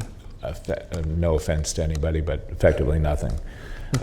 So this actually gives an authority the power to do those two things, to have oversight over the managed care organizations that will be able to be applying to be part of the GMC, and to be able to hold accountable the MCOs for patient satisfaction and patient quality. Okay. And this board, though, would be the appointing authority for that? For almost all of it. Okay. There's a few of the 18-member committee authority members that be appointed by like the advisory board, the advisory committee for the FQHCs. Okay. Okay. Good. Thanks, Peter. Great. Thank you, Peter. Okay. Senator Richard Pan, 6th District. Thank you, Dr. Bielenson. And again, I want to thank the board for giving me this opportunity to talk about SB 1029. And again, appreciate your support, and also want to be sure we answer any questions you may have about this particular bill and what we're trying to do with basically trying to reform our GMC program here in Sacramento.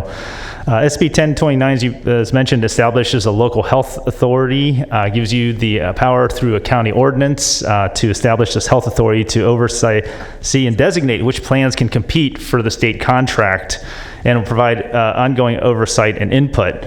And in fact, so that right now, what we have in the situation here in Sacramento County is that the plans basically contract with the state, and if they can meet the requirements. So right now, I think we have how many plans right now? We have 5 plans in Sacramento County. And let me just give you an example, because I'm also a physician. I'm a pediatrician. I take care of Medi-Cal patients. I had an issue with Medi-Cal. Fortunately, in my position, I had the opportunity to call the DHCS director and call directly and say, by the way, who in the Department of Healthcare Services is responsible for overseeing Medi-Cal in Sacramento to be sure that we're getting good outcomes in Sacramento? And her answer to me was, I guess it's me, because there's no one who's responsible for that. And I think that's a problem, right? I mean, we should have control over our own healthcare fate. Medi-Cal covers 1/3 of all the people in Sacramento. So it's a pretty big player when it comes to payment. And also, when you think about this COVID situation right now, we really, you have public health here at the county. You want to be sure one of your biggest payers, which is a government-funded payment system, is coordinating with the public health efforts, with the other health efforts that we're doing here in Sacramento County. So I really say this bill is really about being sure that the county, the people of the county has a say in the Medi-Cal program. In fact, we're somewhat unique in the state in the lack of input we have in our own Medi-Cal program. Most other counties have much more. Even San Diego, which is the one other GMC county, has much more. So this legislation provides the foundation for this health authority to enact other reforms that stakeholders discussed as well. So it gives us also different options if we want to explore. So we currently have a GMC. If we want to do a 2-plan model or some other model, we can explore that. It gives the latitude. That final decision will be decided by the county and the authority. We're working with stakeholders. As Dr. Bielan said, we brought a stakeholder process. We've been working for over a year on this issue to be sure we bring alignment with the different stakeholders, and we're continuing to work with them to refine the bill and the representation of the health authority. Also, the window of time that we also aligned is that SB 1029 coincides with the state reprocurement of the Medi-Cal managed care plan. So we're actually aligning with reforms going on at the state. So it's a good time to actually do this. And in fact, we anticipate the RFPs, which will be released mid-late next year with 2024 implementation new contracts. So all our GMC plans are through the state procurement. So Sacramento, like other counties, is engaging with Department of Healthcare Services to seek changes in the RFP process. We're not the only county, but I think this is a prime opportunity. And again, we've been working with the Department of Healthcare Services because obviously we need their support as well. They've been receptive and cooperative, and they're actually providing significant technical assistance. So I think this is an opportunity for us to, again, improve our Medi-Cal program here in Sacramento County, be sure we have much more local input into our own healthcare system as well, and again, would appreciate your support, and also want to be sure we answer any questions you may have about this legislation or about the work that we're doing in this regard. Thank you. Dr. Pan, Senator Pan, thank you for being here and for your patience, certainly to get to the podium here. I guess the one question I have is, and you and I have been talking about this especially for years now. Right. So I'm very pleased to see that it's now come to a point where we have a specific piece of legislation to seek the change. Who is opposed to this and why at this point? I am not aware of any formal opposition to this bill. We are working with stakeholders or people who want adjustments. For example, the composition of the health authority. We're making some refinements based on some feedback we're getting from people. So there's some ongoing dialogue around that. But again, we've been working as a coalition for over a year. And again, I want to thank Dr. Bielenson for his leadership in helping make that happen, as well as Chet Hewitt at Sierra Health Foundation and many others as well. So we don't have any formal opposition. We're clearly continuing to dialogue with stakeholders to ensure that we have broad-based support. Okay, very good. Thank you. Any questions for Senator Pan? No. Thanks, Richard. No. Again, thank you for being here. Of course. No, thank you so much. Appreciate it. Thank you. So do we need any action on this? We've supported the bill. No, it's just an update, just to have an opportunity to hear from Dr. Pan about what this bill means. But this is something we've been wanting to tee up for some time, though, so that the board did have the opportunity to hear directly from the Senator. And for those that are watching, though, we are in support of the bill. Our county's gone on record. I want to be clear about that. So, I mean, we alluded to that. So, yep. Good. I see Natasha's here, too. So, good. Thanks. Thank you. Yep. Okay, item 49, approve the amended Sacramento COVID-19 homelessness response plan to extend operations of approximately 600 isolation quarantine units and implement a rehousing strategy for sheltered persons utilizing $2,150,000 in county coronavirus relief funding, and provide authority to accept $2,150,000 in funding from the City of Sacramento for use in the flexible housing pool. Good morning. I do have a PowerPoint. Cindy Kavanaugh, Director of Homeless Initiatives. I'm here today with Ann Edwards, Director of Human Assistance, and Dr. Bielenson, Director of Health Services. And I'm happy to be here to share our efforts to date, respective of the COVID-19 Homeless Response Plan implementation, and looking towards the next phase where we will focus on rehousing folks and stabilizing folks in permanent housing, as well as in a strategy related to developing new permanent supportive housing, and I'll provide more details on that in the presentation.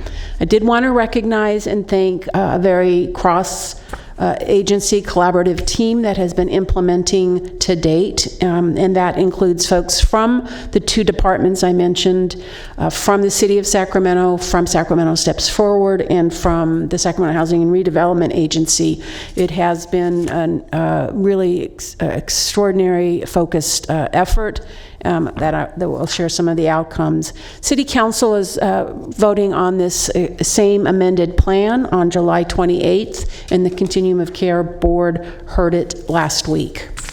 As you recall,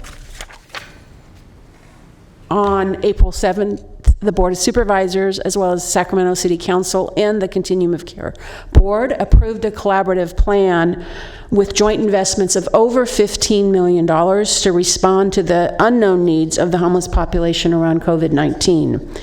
And efforts under the plan had two main objectives. One was to slow the spread of COVID-19, and two was to mitigate the impacts for persons experiencing homelessness.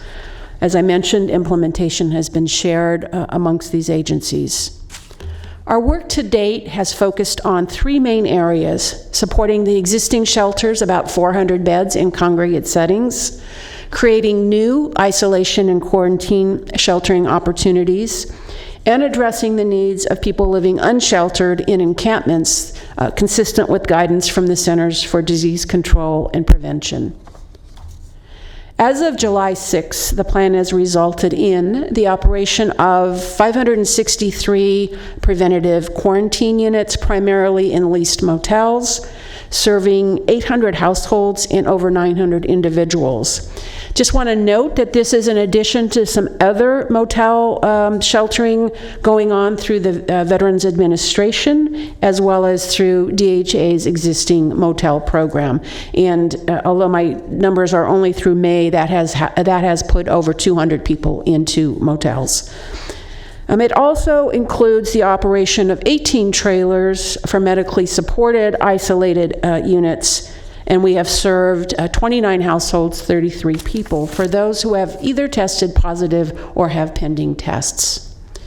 It has also included deployments of sanitation, food, and other services to encampments throughout the county.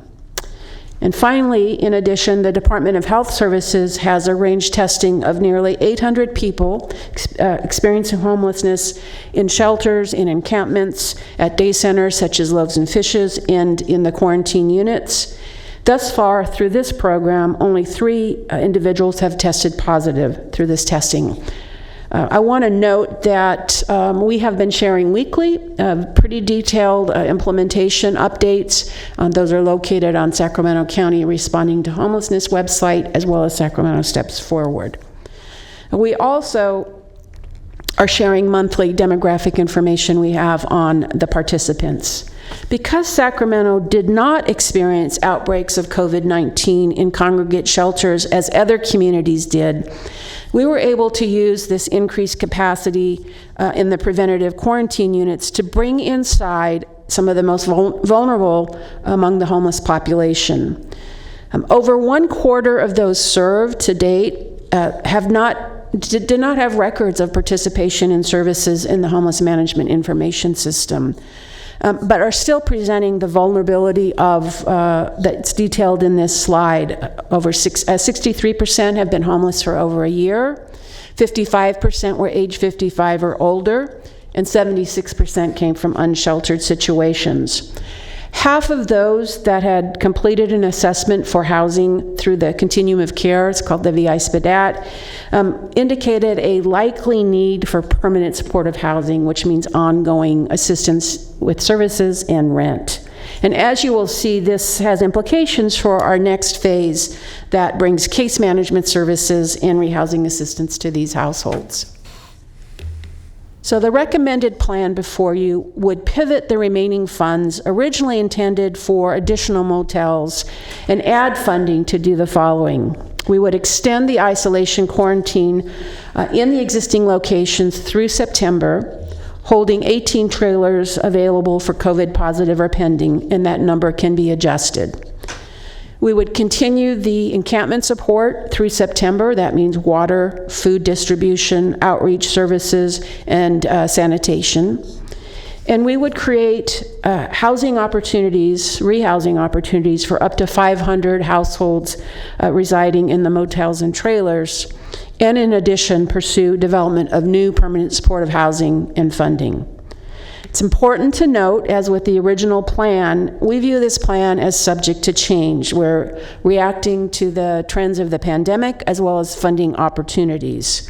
We do anticipate additional plan changes, potentially extending even longer for some of the locations. We are looking at ways to augment the current funded in this amendment so that we can help in stabilization and permanent housing for up to 18 months. And we're looking at both the CARES Emergency Solutions Grant funding that was mentioned earlier, as well as additional state allocations of funding. So strategy 1 is underway. Because we were able to do some of this without this additional funding. And it begins with inReach, if you will, to engage, assess, problem solve, and connect folks to services. We have on-site staff from the provider, as well as from medical staff. So we have some ability to engage folks residing in the units. But in this strategy, we hope to match 250 participants to existing rehousing programs. That is, programs that offer that they are entitled to, perhaps because they're a veteran, or perhaps because they're a family, or other qualifications. They can. We're going to connect them to these rehousing programs that actually help secure units, pay rent, offer services for some period of time. Secondly, this strategy would increase that capacity by expanding the county's flexible housing pool.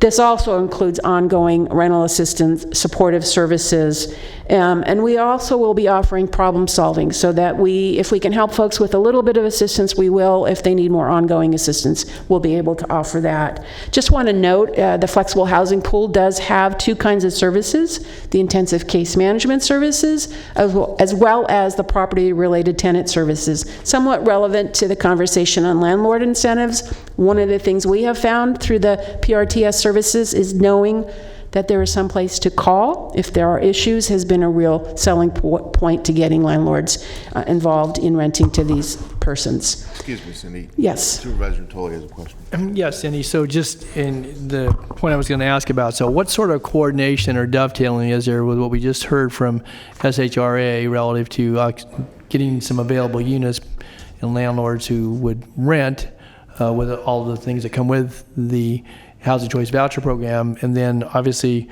what you're proposing to do here and have, to expand upon. So I guess I'm curious, how does that all fit? Certainly folks that participate in these rehousing programs may qualify for Housing Choice Vouchers, which can offer them an ongoing assistance, which they need. That's the, maybe more permanent assistance with rent, if not services.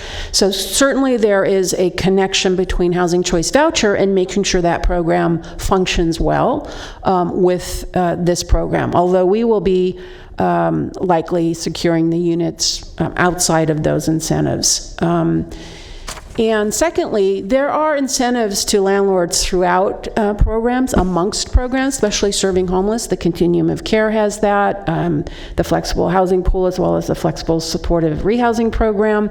There are different incentives, and I think getting consistency so we're not competing against each other is something we strive for. So coordinating as to, although that is a limited term program, we really don't want to compete with each other for units for the same or similar population. To that point, and maybe you've seen a correspondence, maybe you haven't, but I know SAC Act wrote to all of us a letter that went into quite a bit of detail about, some aspects was being presented here. But one of the things that I extracted from their communication is that concern that the folks that are currently being assisted under this whole program element somehow jump ahead of others who are in waiting for, who may not be either in higher risk categories or may not be housed in the trailers or motels, but are somewhere else in the system awaiting,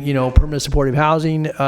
So can you touch on that? Because again, Sure. I think it's a legitimate question to be raised and should be answered. Sure. We do have an opportunity, I think, that is unique here, where folks that have been outside, as I mentioned, not engaged in services, who are now beginning to stabilize, to engage them in housing services. That doesn't mean other housing services do not continue or that they jump ahead, although they are a highly vulnerable population that do qualify for services that they have not been engaging with. A perfect example is services offered through the Veterans Administration. I can't recall the number, but we have a fair number of veterans who had not engaged. We've connected with the VA. They are working with those clients. They're entitled to those services. We would like them to be able to, access rehousing services. So we aren't proposing, except for this focused flexible housing pool, which is additional funding related to COVID. We're looking for better connectivity to what exists and not really jumping ahead. Again, dedicating a small part or some part of the expansion to these participants. The last point on this slide is that we are looking at room and board placements, and the city has developed a program through the Pathways program where they procure room and boards, and we think about 25 households that would be the right solution for them. The next strategy is to develop new permanent supportive housing that would involve either the acquisition of motels or other real estate broadly for persons experiencing homelessness, including persons in the isolation quarantine units. As you know, this approach usually takes months to years. But there is a new state program with state coronavirus relief funding. We just had a conversation today that is proposing acquisition by the end of the year. And so we have been working with SHRA and the city and the response team on what this would look like to use the state home key funds or other funds. It is a big challenge, as the other is a big challenge, and I'll get into that in a minute, because it would involve a quick acquisition, probably use an interim use for individuals, and then working on the longer-term affordable housing finance to really stabilize the development. So it's a very different model. Excuse me, Supervisor Peters has a question. Thank you. I have a question about this acquisition of, I have a number of questions, but right now, acquiring motels and real estate. It looks like this $2.15 million in county Corona Relief Fund, and human assistance, another. So maybe $4.5 million roughly. That won't buy one motel. And that's for strategy 1. So that recommendation is just for the rehousing assistance through the flexible housing pool, because we can do that in the short term for the folks residing in the motels. Additional funding would be sought, again, through this state project home key or other opportunities to acquire property. Right now, home key could pay up to 100% of the acquisition. It's again, they're just releasing how that program will work with legislation just passed. So we're looking towards that funding, possibly augmented with other local affordable housing funding for strategy 2 acquisition. Is part of working through strategy 2 to determine, in addition to what other sources of funding there might be, is what about the funding to run a program there? Right. Absolutely. Yep. We do have a letter from some people who live in the city of Sacramento about one of the projects. Right. So it sounds completely unacceptable in my mind. So that letter is relevant to the motels as for the COVID response. What I'm talking about here would be permanent supportive housing. Likely not in those existing motels, possibly not in a motel, but in a different sort of acquisition project. So, I just want to say one more thing. Acquire motels, that's the first 2 words. Or other real estate, yes. So I think a couple of things on this that confuses us. Strategy 1 is what we're looking for additional funding that Cindy described, and that's what the existing motels are. But it's on strategy 2, Nav. I'm getting strategy 2 is that to acquire motels, we're not asking the board, there's no funding here that we're asking the board to do it. We're kind of giving you a preview of what next stage we're going to get into. Right. So that's our next stage that we're putting here, is that we'll be coming back to the board saying this is what the strategy looks like. The other point that I don't want to get too into jurisdictions, but what we will be asking the board to do will be for, if you're acquiring hotels, motels, real estate in the unincorporated, we'll come to this governing body. If we end up doing some kind of solution that includes City of Sacramento, Rancho Cordova, somebody else, that's a discussion with them for them to make that call. So each jurisdiction will have to approve the locations if we get to that. That's I appreciate the question, because to Supervisor Peters' point, and she referenced it earlier, the Sure Stay Hotel, which is in the district I represent, but it's in the city of Sacramento, trying to contain the impacts from Project Room Key there has been very, very challenging. Right. And so if that were to be a site that would evolve into, into any kind of permanent supportive housing, I know it's not. I know Ann's coming to tell me it's not. But the point here is that if it were to be considered, it wouldn't be considered by this board. It wouldn't be a decision for this board. It would be a decision made by the City Council of the City of Sacramento. Correct. Okay. Right. Just got to make that crystal clear for those that might be watching in the neighborhood around the Sure Stay, because they've had some very valid concerns. And just to expand it, just not that project, anything else within City of Sacramento, right.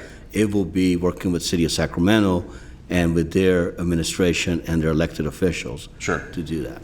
understood. Well, can I ask about that particular project? Are there management staff on site? Yes. Good. Still Do morning. you consider Good what morning. they're doing And a good job? I mean, actually, I think they're doing a fantastic job. And I know there are some issues and some perceived issues out there that we have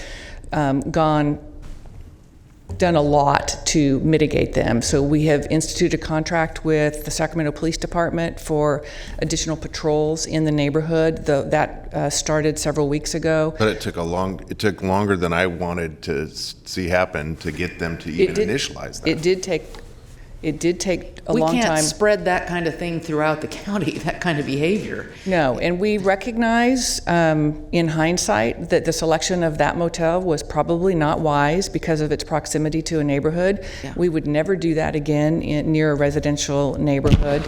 And yet, when you visit the location, the staff out there are doing this whole project room key, including the shore stay. The staff out there are doing an excellent job of managing the program.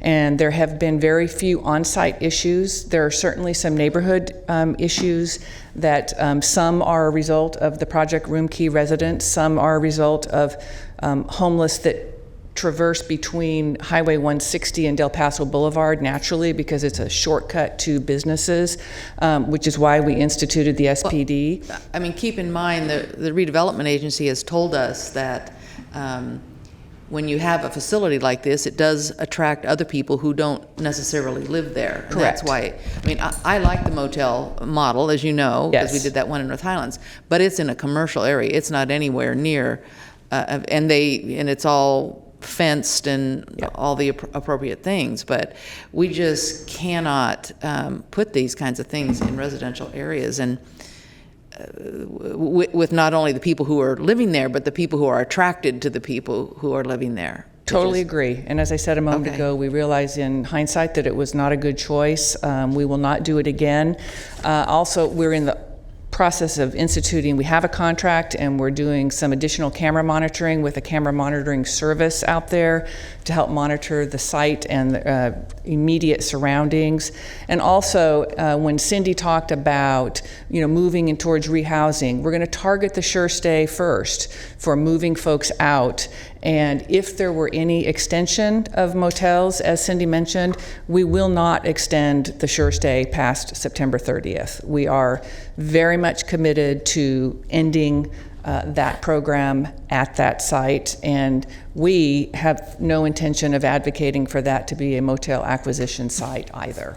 Okay. And then can I ask a question? I'm not sure who, as long as we're paused here.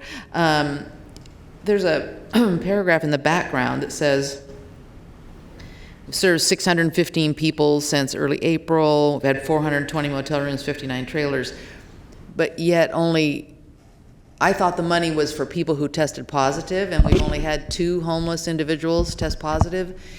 Did the contract allow, the source of the money, did it allow us to divert it to? Yes, there was intention to serve at-risk population. So we always knew the motels would be serving primarily at-risk and not necessarily intended for those positive. The trailers at Cal Expo were the ones that were really intended as the medical quarantine units for those who tested positive or were awaiting test results. But we actually test folks upon entry into the motel, and if they test positive, we move them to the trailers. The good news is there's been very, very few positive tests. 2. Yes. Those There was more than that overall. Empty, I think. Yeah. If I may, Supervisor, just to add to Ann's comments, to your question, the purpose of the plan was not just to focus on those who tested positive, it was to prevent the virus from being spread throughout the homeless population. We wanted to get ahead of that. And one of the real success stories here is that we did just that. The plan was effective, and as a result of that effectiveness and the fact that so few people have tested positive, we could repurpose those trailers to house more people who had not tested positive, right? And you recall when we set this up, that there was criticism that we weren't getting out ahead of the virus and that we were taking too long to develop this plan, and that as a result, you were going to see this mass outbreak. We didn't see that. The plan's been very successful in avoiding that. Okay, well, that's great to hear. My memory is that these rooms, motel rooms, et cetera, were to be for people who had the virus. And Yeah, it was that intended surprised for, me. The funding source indicated that we were to isolate at-risk homeless individuals so that Okay. it was not spread. Okay. I know That would have been helpful to have in here. I know that Supervisor Natoli's teed up here to ask a question or issue a comment, but before we leave the sure stay issue, I appreciate Ann recognizing now in hindsight that we wouldn't do it again. But I think there's probably a whole array of lessons learned from the sure stay experience. One of which is, I can't emphasize enough, it really has to be at the forefront of any strategy moving forward, that it's clearly communicated, whether it's in a residential neighborhood or industrial neighborhood, the surrounding property owners, the surrounding community needs to clearly understand who's in charge of what, whose decisions affect what. They need to understand, for instance, it's the city that decides the location. It's the county that is assisting with the programmatic elements. And I think looking back on not just the sure stay, but there's another hotel that was used for this program in the district I represent, in the River District, that it just needs to be made very clear who's doing what, so that if there are concerns expressed by the surrounding community, they are directed at the appropriate parties. Part of what you've been tasked to do, and it's consuming a lot of time and energy, is just directing who concerned residents need to address their concerns to, or who needs to address which concerns. So I hope that that's going to be something that moving forward is just, it's the first thing that we pay attention to, is the first thing we do in terms of a calm strategy with the surrounding neighborhoods. I had one more question. Yes. Please. Thank you. I wanted to ask about when you're acquiring motels or other real estate, that this is a willing seller issue. We're not talking about Eminent domain. Eminent domain. Absolutely. Okay.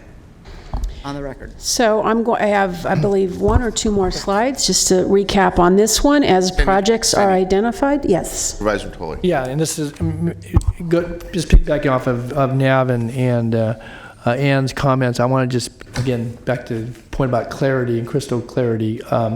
So if I understand it, that the decision to, whether it was with the Best Western Sure Stay or any other site, that was the jurisdiction had to designate that, or, okay, I want to be clear. We made it, because I know there was a Rancho Cordova location, and we did outreach, but we made the decision. I want to understand who made the decision. So we had to move very quickly to bring this program up. And no, the jurisdictions did not make the decisions about the motels. They were notified, but the team, and primarily DHA, I'll take responsibility for that. We made this decision based on criteria that we had on what would make a successful program. Let's set aside the sure stay for a moment, because being in a residential neighborhood, we know does not make it successful. But it met all the other criteria by having exterior facing rooms so that we didn't have to spend time cleaning hallways and monitoring hallways so that social distancing could occur. So there were just a lot of things like that. We wanted large facilities so that it would be efficient, having some economies of scale by having a large number of rooms in one location. So all those criteria were outlined. We got lists of motels from the governor's office. We had motels reaching out to us. We had a team that went out and visited various motels for this list of criteria that we had. And then decisions were made by the team and me about which motels to use. And then we reached out to the jurisdictions if it was not in an unincorporated area. So, President Tully, one more point in there is that the team that we're talking about, primarily we had City of Sacramento folks, Sacramento Step Forward, and the county. Yes. So the example that happened City of Sacramento was that they were all very much involved in it. In the other cities, as a list came in, it wasn't that they were in and on the team. Right. And did reach out. As we move into next stage about acquiring and going into the plan we're going to bring back to you, it's fully anticipated, to Supervisor Serna and Supervisor Peters' point, that anything we do at that point a version of a good neighbor policy. We'll be looking at that. That can get cumbersome. But the point that I want to make sure that is that we do not want to bring an incorporated city's motel to this board to make a determination for that. It can meet our criteria, but at the end, if we're going to acquire the motels and start running programs, we need to have partnership with that administration and that elected officials to make sure that we're all on the same page as we go forward, Well, residential or non-residential. And that's the point I was going to get to next. I appreciated Ann's response on decisions that were made as related to this, initial aspect, which we scrambled very quickly, and certainly, a good deal of good relative to a vulnerable population. Obviously, impacts that we've been recited in communications we receive relative to whether it's Wood Lake neighborhood or any place else. But I think, again, to emphasize your point, that any decision about permanency as relates to acquisition of units is not going to be DHA's decision. It would have to meet certain criteria as it relates to that. It's going to be the jurisdiction, and whether that's the city of Sacramento or city of Rancho Cordova, Elk Grove, anybody else, or unincorporated county, it's going to require that body to ultimately approve that particular acquisition and any programmatic elements that go with it. Obviously, we would be in a position of providing a lot of those services, as that's what we do. But correct. Programmatic could be through us, could be through another party, but all those discussions, we anticipate coming back for unincorporated to this board saying we got sites A, B, and C. Okay. This is what we plan on doing. Okay. One other clarification, because I heard Ann say that as of end of September 30th, that as it relates to this particular location, though, that we would be exiting there, but you wouldn't be enrolling folks because you may not have permanent place for everybody there. So what's the plan behind that? Again, obviously Supervisor Cerna is on point on this, but I want to be clear because some of the folks obviously, may run into us as well. And I want to be, what's the understanding about winding down at that location?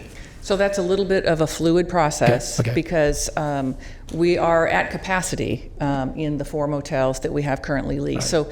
So if, for example, someone had some possibility for permanent housing coming and they were in the high-risk category and met criteria, we might move them into the sure stay for a short period of time. But we're going to be out of the sure stay by September 30th. Oh, we will be entirely? Entirely. Okay, that's why I wanted to be sure. They're going to be out of there entirely by September 30th. Okay. Thanks, Ann. And I also just want to add that I've made commitments to all the jurisdictions and neighborhoods where all the motels are, that when we move forward in the acquisition of a motel, that we would have those neighborhood processes that we normally do. This was a short-term emergency solution, and that's why that didn't happen. Okay. Supervisor Peters? A quick question, and I heard there would be, when a motel or a property might be located in a jurisdiction that goes to that jurisdiction. You didn't mention what happens in the unincorporated area. Does it come before this board? Yes, Okay. absolutely. Thank you. Supervisor Frost? So I just wanted to make sure I understood on the purchase of the motels, what we're really looking at then is purchasing the motel and then identifying a developer that can come in and purchase and manage it over time. So it's not a debt service that we or the cities will carry over time. It's more of a, we get it, and then we, with the funding that we identify, we're able to discount or, help that developer pencil that project. Yeah, that's Is that roughly correct? that's correct. That's roughly how it will work. It could be purchased initially by that developer, not by the jurisdiction. So it may happen right off the bat, just as typical with affordable housing purchased by the developer. But we're not going to be in the hotel business. I mean, we're... Correct. And it will be for permanent supportive housing. So while we spent a lot of time on some of the challenges, I did want to go over really relative to this major effort to rehouse 500 folks, up to 500, into existing housing, which is strategy 1, not 2. It's unprecedented. It stretches administrative, provider, and housing capacity. It braids complicated funding. And delivering rehousing, including the move-in and the furniture and services during COVID, also has practical challenges. It also asks for extraordinary efforts for the persons residing in the motels or trailers. But this community has strengths that we bring, And we've been working across agencies intensively to carry out what we have so far, which has been largely successful. We have existing housing programs that we can work with and expand and build on. We have experienced providers who have been and will continue to rehouse some of the hardest households in programs like Pathways, a flexible supportive rehousing program, behavioral health programs.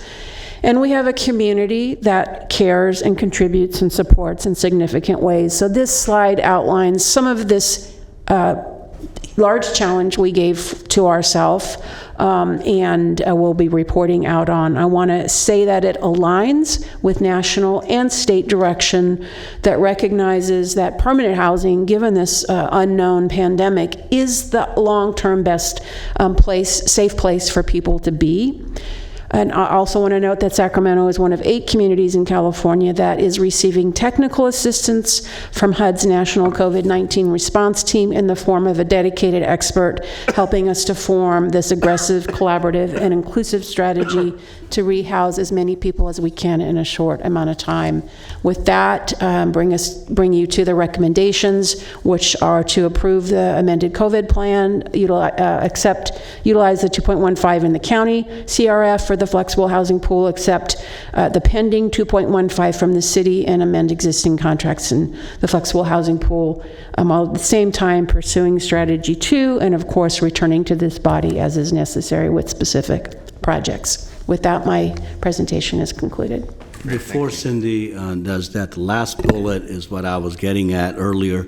Whatever strategy we come under option 2, it will come back to this board to get a policy direction, and then we'll start implementing. If we find motels, hotels, other properties, we'll come back to you and have that discussion with you too. Okay, great, thank you. Madam Clerk, do we have anyone signed up to speak? We do. We have 5 public comments. Okay. Are we ready?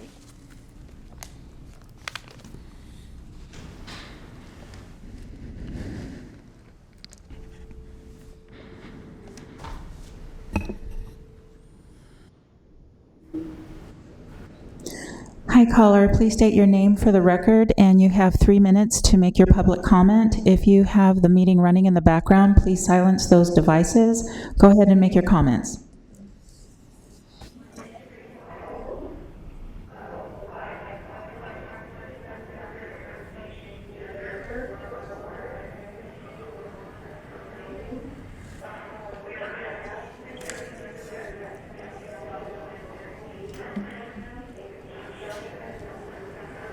Redevelopment Agency.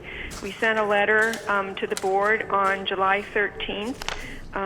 We are encouraging the county to work in collaboration with the city of Sacramento, as it would be ideal if the programs are aligned as much as possible. We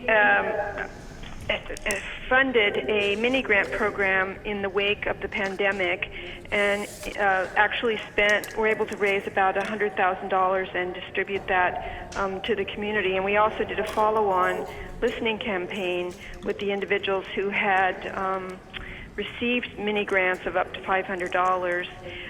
They included restaurant workers, hotel housekeepers, hairdressers, people like that in the service sector. And we asked them what were their issues before the pandemic and during the pandemic, and they were all deeply concerned about housing. Many had filed for relief under the eviction moratorium, but they were deeply concerned about what they would do when that ended. None of them reported having savings. We are anticipating that this population will fall into homelessness if the county does not provide some form of relief. So we ask our county to be proactive and innovative in its use of funds to help these challenged families. So we would again like our county to provide short-term rental relief to eligible families and an outreach program to explain the program. Thank you. Thank you.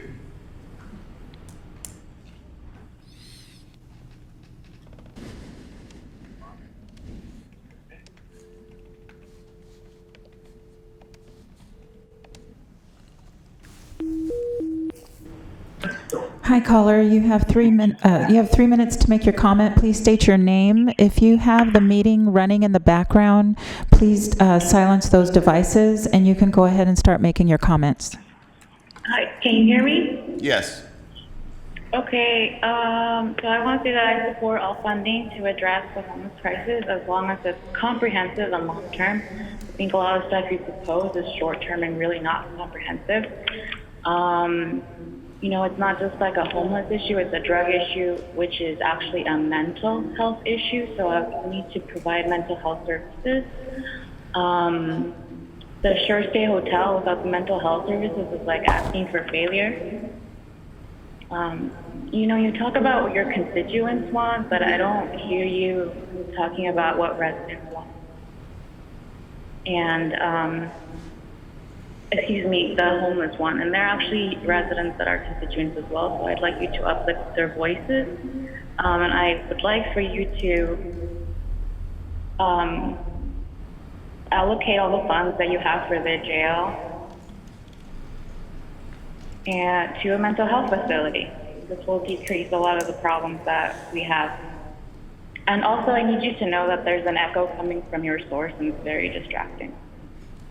So I don't know what to do with the mic. That's better. Thank you. Thank you.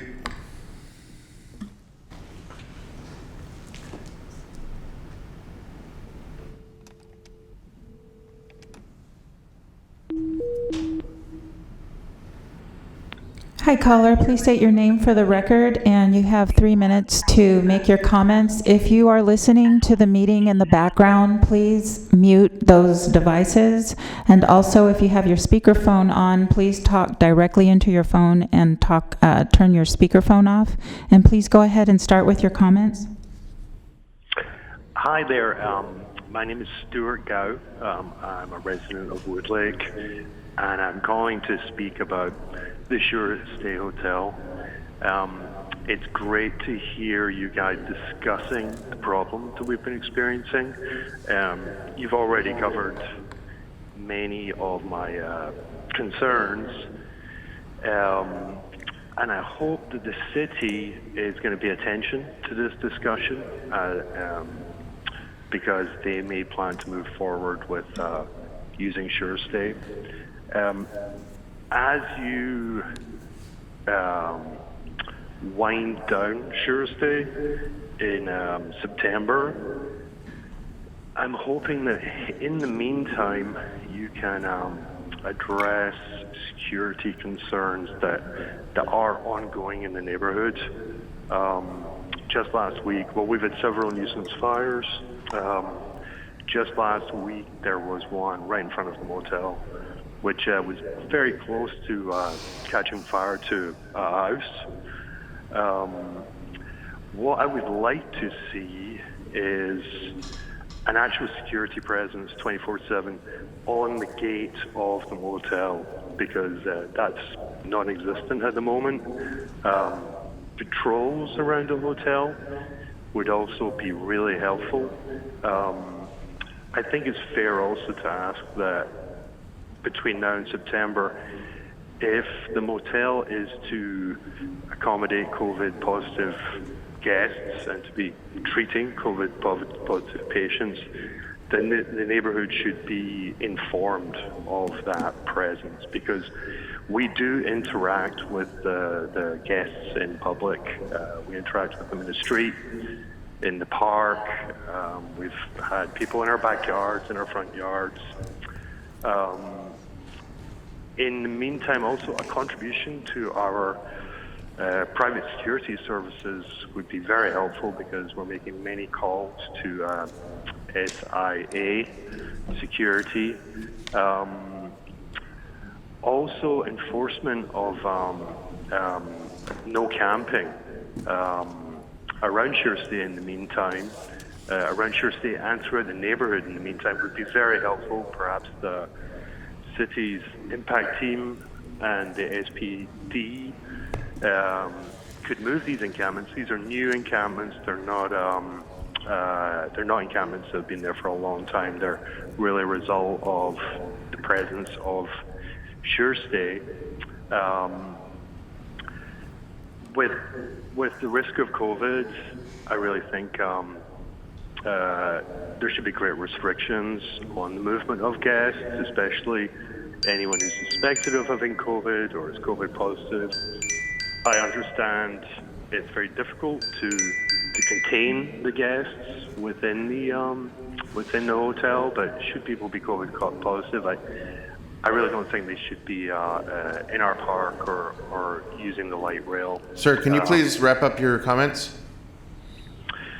Certainly.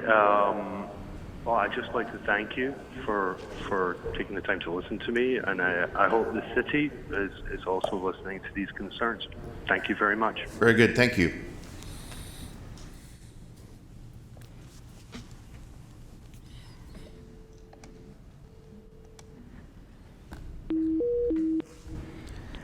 Hi, caller. Please state your name for the record. You have 3 minutes to make your comment. If you're listening to the meeting on another device, please silence that.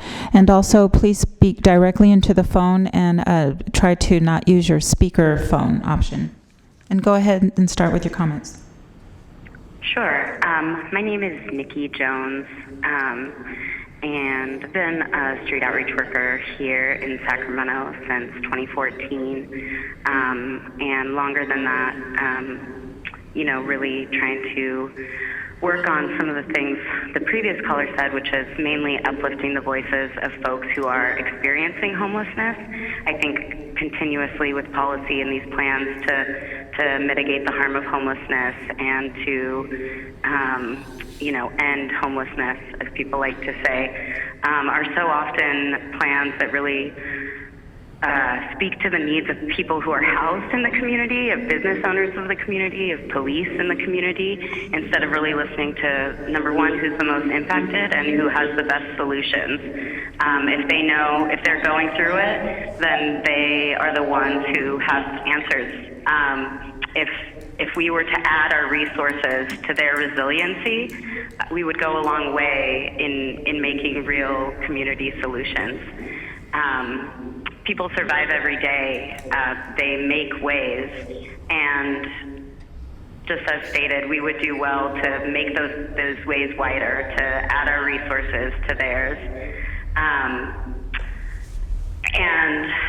When we build out these millions of dollar programs, when we do it without their voice at the table, we do the whole community a disservice, because these programs will not succeed if they are not driven by the very real needs and perspectives of people who are experiencing housing insecurity and a lack of housing, and also the trauma that comes with being on the street, the trauma that comes with constant criminalization, which even under COVID and the public health order, y'all's sheriffs, y'all's park rangers are still out here harassing, moving along, stealing and destroying the property of people who live outside. And how is anybody supposed to get stable when that is a regular part of their lives? And that's on y'all.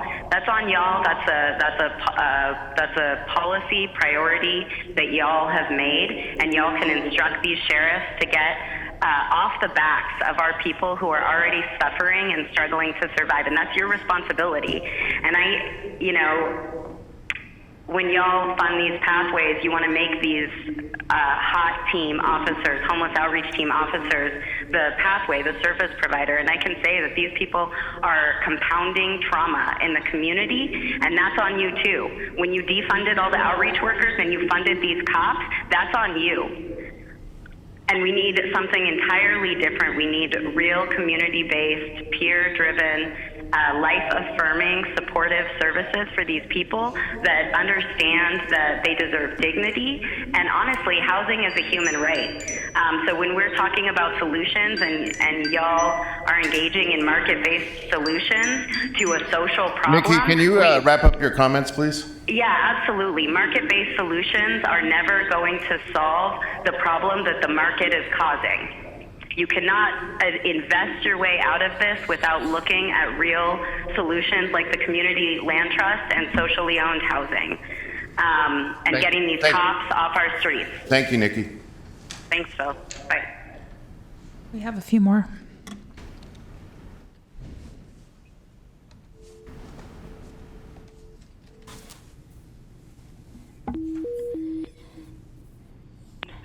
Hi, caller. Please state your name for the record. You have 3 minutes to make your comment. If you're listening to this meeting in the background, could you please silence those devices and also speak directly into your phone rather than using your speakerphone? And go ahead and start with your comments. Good morning, Chair Cerna and Supervisors. For the record, my name is Mike Jaski, speaking on behalf of the Homeless and Housing Committee of Sacramento Area Congregations Together. As Supervisor Natoli noted, we sent you a letter, a detailed letter yesterday concerning Agenda Item 49. I'll try to summarize a few key points. SAC supports the main idea of the proposed amendment of the Homeless Response Plan. It's going in the right direction. We just want it to do more. We're concerned that the goal as proposed, namely to rehouse 500 people, isn't rehousing everyone who's currently present in the program. We suggest increasing the budget somewhat to have as a goal to rehouse all the current trailer motel residents. The board letter and Cindy Kavanaugh's presentation today describes the difficulty of rehousing as many as 500, let alone a few more, as very difficult. I think part of the difficulty is the self-imposed deadline of September 30th. We don't know why this has to be a crash effort. Extend the time frame of this program a little bit more, another couple of months maybe, and reduce the pressure on staff and maybe actually achieve better results. This has been described as a collective effort involving more than just the county staff. Spend a little bit more of the CARES money on the non-government entities that are carrying a big load here, like Sacramento Steps Forward, others. This proposal also totally neglects the major outreach to encampments that was a new activity funded in the original plan. I think I saw in Cindy's presentation today a discussion of some continuation of that. I didn't see reference to that in the written document. It's extremely important that that outreach effort to encampments continue. Before COVID-19 started, there were porta potty fights and issues about permitting and approval. We've gone way beyond that to helping people in encampments. That needs to continue. And finally, I'm concerned about the tone of the discussion about homeless housing today. There may well be specific problems at that one motel, but the great majority of the shelters and the housing projects that are permanent supportive housing in this county, you don't even know where they are because they don't create problems. Homeless people are generally not causing problems, and I would appreciate if you would discuss them as though they were fellow citizens of our county, human beings that deserve the dignity, respect, and our assistance to help them overcome their problems. Thank you. Thank you.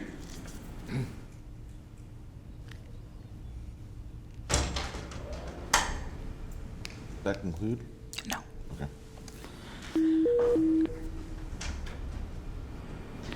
Hi, caller. Please state your name for the record. You have 3 minutes to make your comments. If you have the meeting running in the background, please mute those devices and please speak directly into the phone rather than using your speakerphone option, and you may begin your comments. Okay, thank you, Flo. This is Liz. I am a resident of District 1, the Cernas District, and I'm calling today to just echo what Nikki had said before me, that the reason why we are having to call in and really oppose this item is just because we don't trust SHRA to do the right thing for the unhoused community. Unhoused people need to be at the decision-making table, and this issue right here with your decisions that have been made or in the process of being made that Nav Gill brings to the board and little often changes when that happens is indicative of a larger, deeper issue, right? The fact that you guys have a jail expansion plan, the fact that the homeless are continuously criminalized, it's actually a budget issue, right? We need to recognize the fact that the two county jails are some of the largest forms of public housing that this county has, which is atrocious. It's deeply, deeply disturbing, especially during a global pandemic when all of the injustices that we see normally are accelerated. So not only do we need the decision-making process to involve more community, but we need you to really, and NAV, your office especially, needs to listen to community. We just held a press conference outside the People's Budget. We recognize that 71% of the budget goes to the criminal justice system, which includes the courts, probation, the jails, the sheriff's budget. That gets 37% of our discretionary funds. And that's not okay with us, and it changes now. And I just need you all to do better. And Sue Frost and Susan Peters and everyone, please have a heart. Please listen to the unhoused community. Please see them as human beings who are deserving of having their basic needs met. Thank you. Thank you.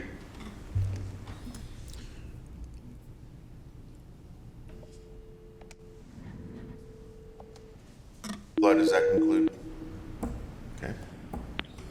Caller, please state your name for the record, and you have 3 minutes to make your comments. If you're listening to the meeting in the background, please silence those devices, and please speak directly into the phone and not use your speaker option, and please begin your comments.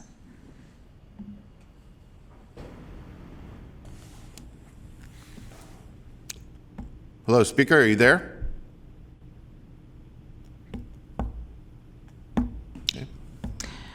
And I do have a note that there was one more person who requested to speak, and they're trying to get them on the phone now for this item. For this call? Mm-hmm. Okay. And I'm not sure, I'm going to end the call on this one. Not sure what happened to that caller. Do you want to try again? Yeah, they can try that on the back end and get them in. Okay.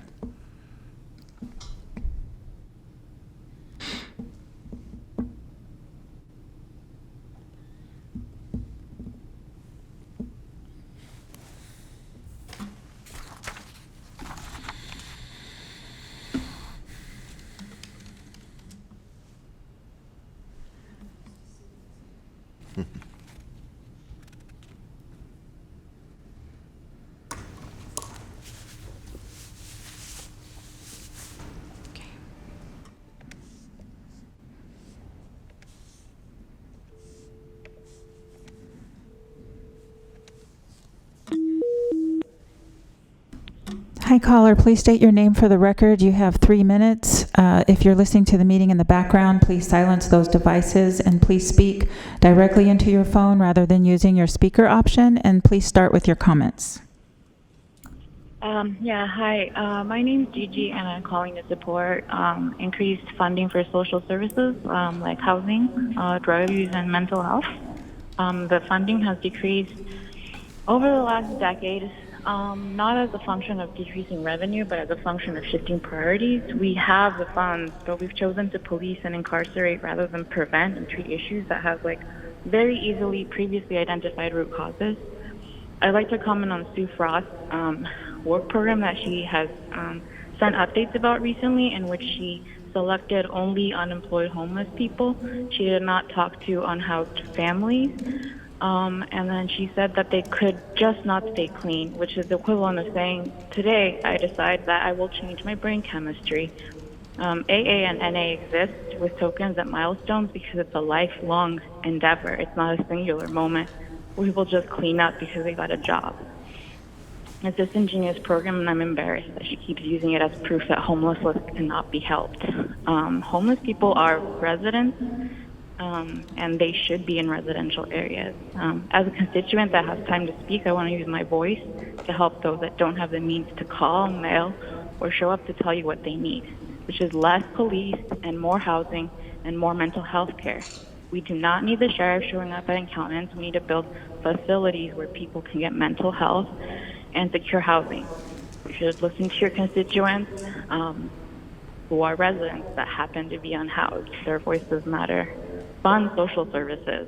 Fund family, which was previously funded, except that funding was allocated later to police enforcement.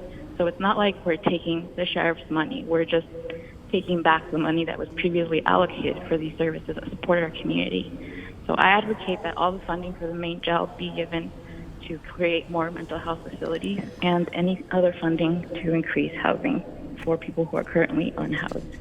Thank you. Thank you. Okay, and that concludes the comments.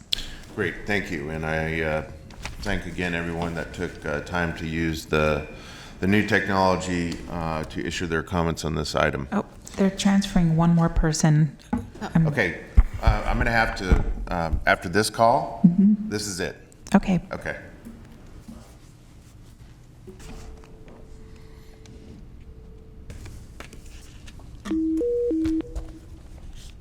Hi, caller. Please state your name for the record. You have 3 minutes. Caller? Yes. Yes. Hi, can you hear me? Yes. Okay, you have 3 minutes to make your comments, and silence all the meetings in the background if you're listening to it somewhere else, and if you could speak directly into the phone rather than your speaker. Yes. Thank you so much. I got disconnected. I was on mute. I want to start by thanking Supervisor Cerna. I was really upset when the Sure Stay got brought in because nobody of my neighbors knew what was happening, and we only found out about Sure Stay after all of us started talking about different instances in crime, from public intoxication, indecent exposure, multiple car break-ins, and most recently a fierce attack on our judge neighbor whose dog received 50 stitches and is going rabies treatment. I myself had an individual attempt to break into my house, which again, thank you to Cerna's office for finding out the name of the individual, Dana Montgomery, who subsequently died after SAC PD picked him up 2 blocks from us and dropped him off at the light rail station. That is an investigation that's underway, and that I'm hoping to have Supervisor Cerna and your help to look into what SAC PD is doing.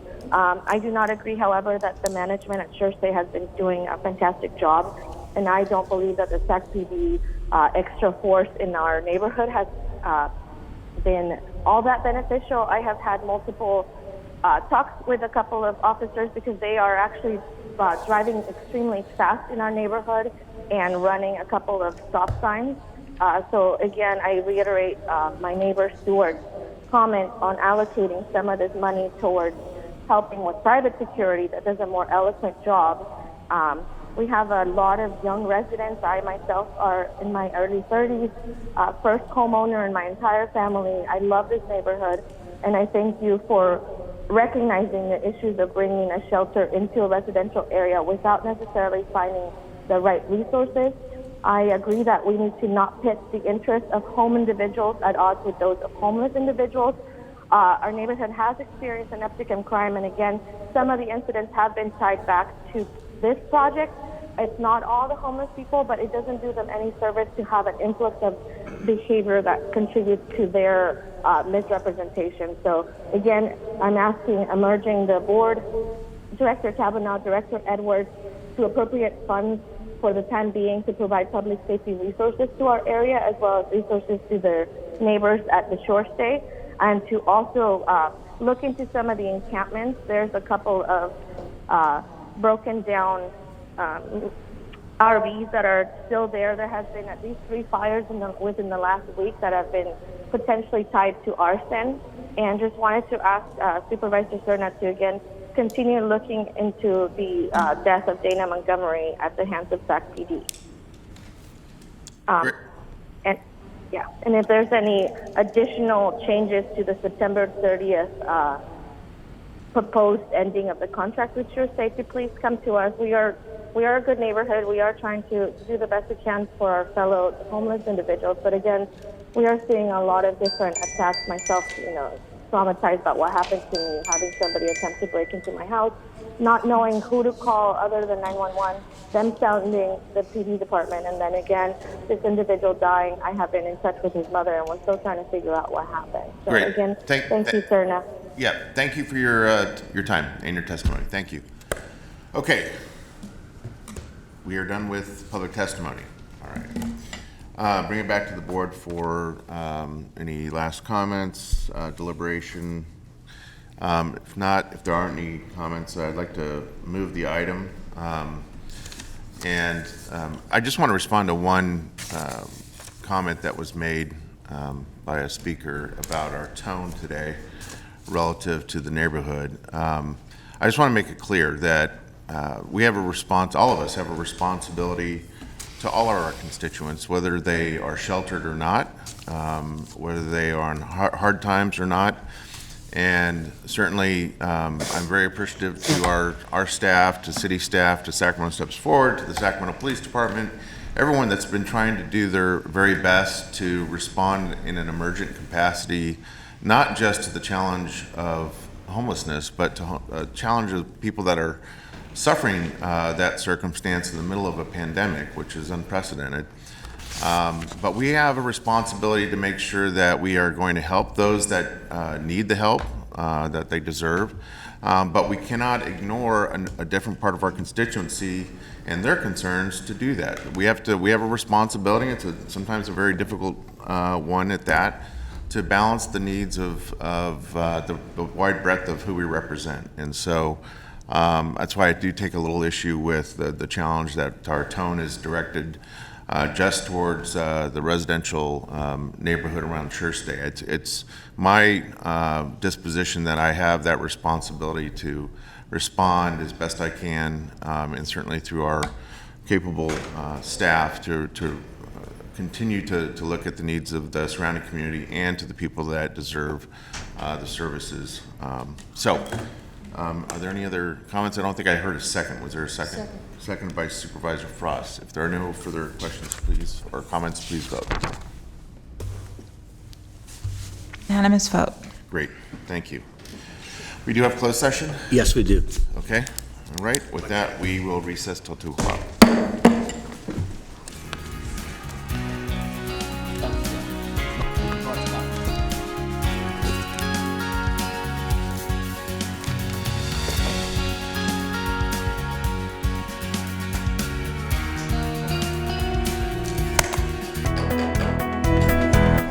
This meeting of the Sacramento County Board of Supervisors for Tuesday, July 14th, 2020. Madam Clerk, will you please call the roll and reestablish a quorum? Yes, Supervisors Frost. Here. Kennedy. Here. Natoli. Here. Peters. Here. Cerna. Here. And you have a quorum. Great, thank you.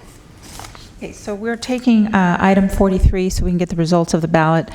This is the Watt Avenue Property and Business Improvement District public hearing on the renewal of the district and the levy of assessments, tabulation of assessment ballots, and adopt resolutions renewing the district and authorizing the levy of assessments for fiscal year 2021. The environmental determination is exempt. Very good. Okay. Good afternoon, members of the board. Dorothy Kodani with the County Engineering Division. Happy to report that the renewal passed, and and Rebecca Evans was there to get the good news right away. So thank you very much. And with that, unless you have any questions, we'd like to move on the rest of the item.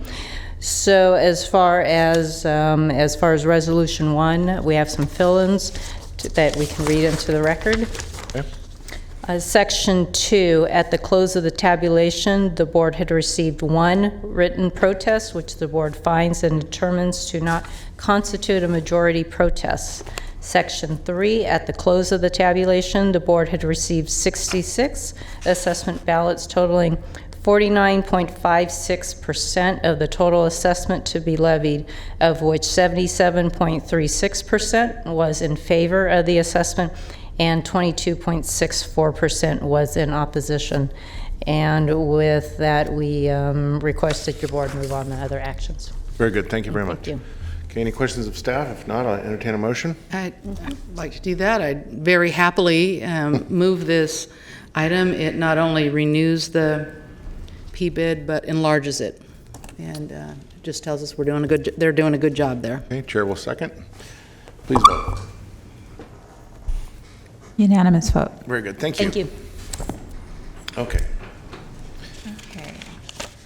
Now we're ready for your 2 o'clock item, which is the Fruit Ridge Bait and Tackle PCN. This is a request for a public convenience or necessity letter for the Board of Supervisors to issue a Type 20 off-sale beer and wine liquor license to Fruit Ridge Bait and Tackle at 4234 Fruit Ridge Road, and this would be in the South Sacramento community. There is no environmental document on this one. Okay. Good afternoon. Good afternoon, board members. Benjamin Mejia from the Office of Planning and Environmental Review. Actually, we're pretty quite forward up Different PowerPoint. Oh, wait. No, that's not. I think they're shuffling the around presentations the items.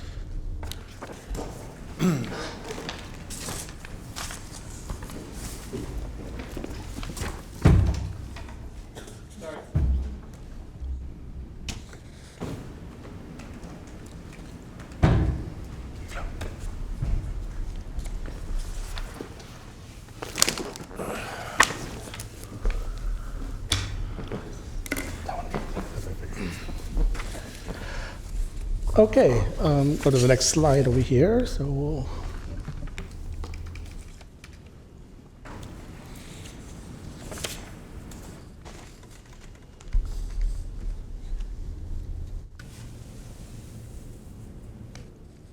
that would work, doesn't it? Thank you. Okay, this is located at 4234 Fruit Ridge Road, in the east of the 42nd Street and Fruit Ridge Road intersection in the South Sacramento community. This is a request for a public convenience and necessity known as a PCN letter from the Board of Supervisors to issue a Type 20 off-sale beer and wine liquor license for an existing bait and tackle shop.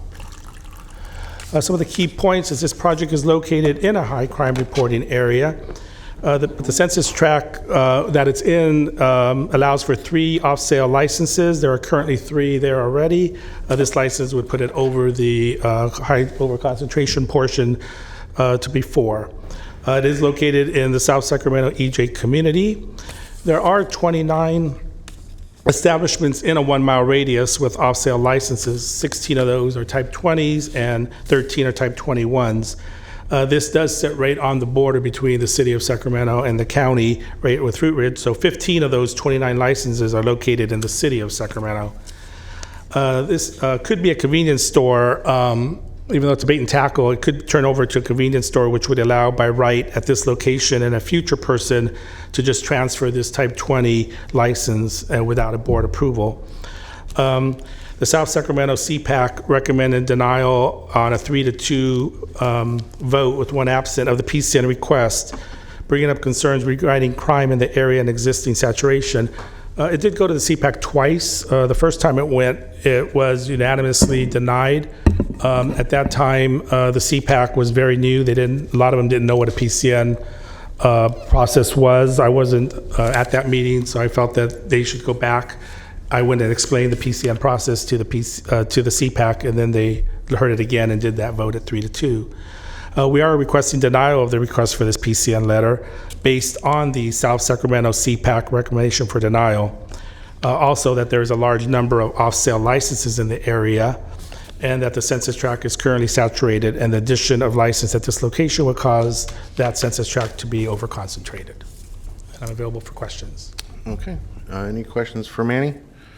Supervisor Kennedy. Thank you, Manny. If the board were to not go with staff recommendation, would it have to come back to be conditioned? No, because the conditions are in the report. The sheriff's and the business license conditions would move forward with it. Okay. All right. That's what I thought. Thank you. Okay. I guess the only comment I have is I did have a chance to speak with Leanne during my briefing about this, and this is an establishment that lies at the border with District 2 and is at the very south, it's across the street from the south end of one of the neighborhoods that I know my colleagues understand I pay quite a bit of attention to, and there's already a number of liquor stores within that neighborhood in District 1, but also the entirety of the corridor of Fruit Ridge in that area. So I just want to say I appreciate staff's diligence and attention to this in terms of the overconcentration part, and I'll certainly be supporting staff's recommendation. But with that, I'd look for a motion. Well, also the applicant's in the lobby. Oh, so if you want to talk to the applicant at all, they came down. No, we're not having anyone in chambers. Okay, great. Yeah, That's fine. They were told, I think, that they were going to be able to speak. So Well, someone needs to make sure they understand that we're not, only staff and media are permitted right now in chambers. Correct. Mr. Chair, you just said, though, they were told they would have an opportunity to speak by who? Let me clarify. I think what happened is that they had asked, Leanne had mentioned that if there were any questions, we will work to bring them in, but it wasn't that they were needed in here. In Okay. case there was questions about any condition, if anything needed to be changed, that was the nature of the comments to them. Great. Okay. Thanks. Okay, any other comments or questions? Supervisor Kennedy. Yes, thank you, Chair. Yeah, I understand the chair's comments, but I don't support staff recommendation. I think it's fairly arbitrary. We do need economic development of any kind down in that area, and I think that it is conditioned well, and being that it's only beer and wine, so I disagree with the final findings by staff on this one, but I appreciate your work on it. Okay, would you like to make a motion? I'm going to move that we approve the PCN. Okay, okay, it's been moved by Supervisor Kennedy, seconded by Supervisor Frost. Please vote.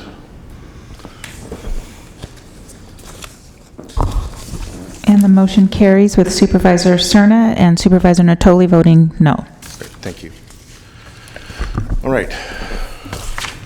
Continuing to play the part of Leanne. Okay, so your next item is, we have a few minutes. Do you want to take your nominations? Good idea. Item 55. I'll give you guys a second to get to your documents. Say the number again? Item 55. 55, okay. Thank you. Okay, so you are continuing to August 11th, the Sacramento Environmental Commission. You're continuing to August 18th, Area 4 Agency on Aging Advisory Council, Carmichael Recreation and Park District, Civil Service Commission, Rio Linda Alberta Community Planning Advisory Council, and the Sacramento County Treasury Oversight Committee. For your matters today, we have the Adult and Aging Commission, Chiefs are recommending continuing the item until August 18th.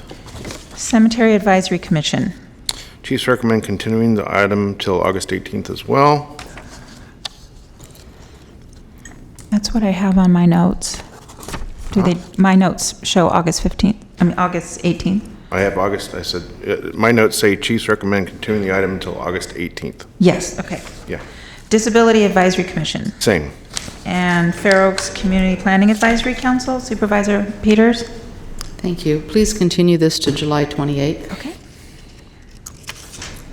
And then we have First Five Sacramento Commission, Chiefs recommend continuing the item until August 18th. Block Management Association, Chiefs recommend continuing the item till August 18th. Mission Oaks Recreation and Park District, Supervisor Peters. I'd like to reappoint Jeffrey Rothberg. Okay. And then we have Sacramento County Youth Commission, Supervisor Natoli. Oh, I still need to speak with Ms. Williams, and so we'll continue for 2 weeks to 28th, please. Okay. Sacramento Housing and Redevelopment Commission, Please continue to August 18th. and we have South Sacramento Area Community Planning Advisory Council, Supervisor Cerna. Please continue to August 18th for D1. Okay, and then Supervisor Kennedy. Please continue to July 28th. Okay. And that concludes your nominations. Did we have a speaker? No, we do have a speaker for item 54. Yes, we do. Oh, 54, okay. Oh, they need to get, we move so fast. Let me see if they can get her on the phone. We do have a few minutes.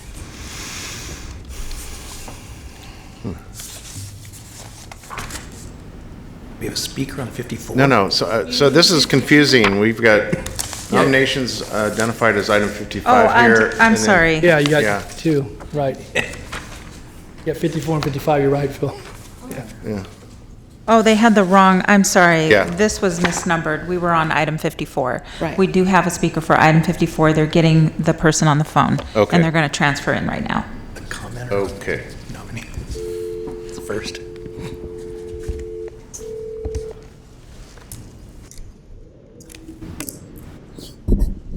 Please state your name for the record, and you have 3 minutes to make your comments. If you are listening to this meeting on another device, please mute that device. Also, please speak directly into the phone rather than speaking through your speakerphone, and please start with your comments.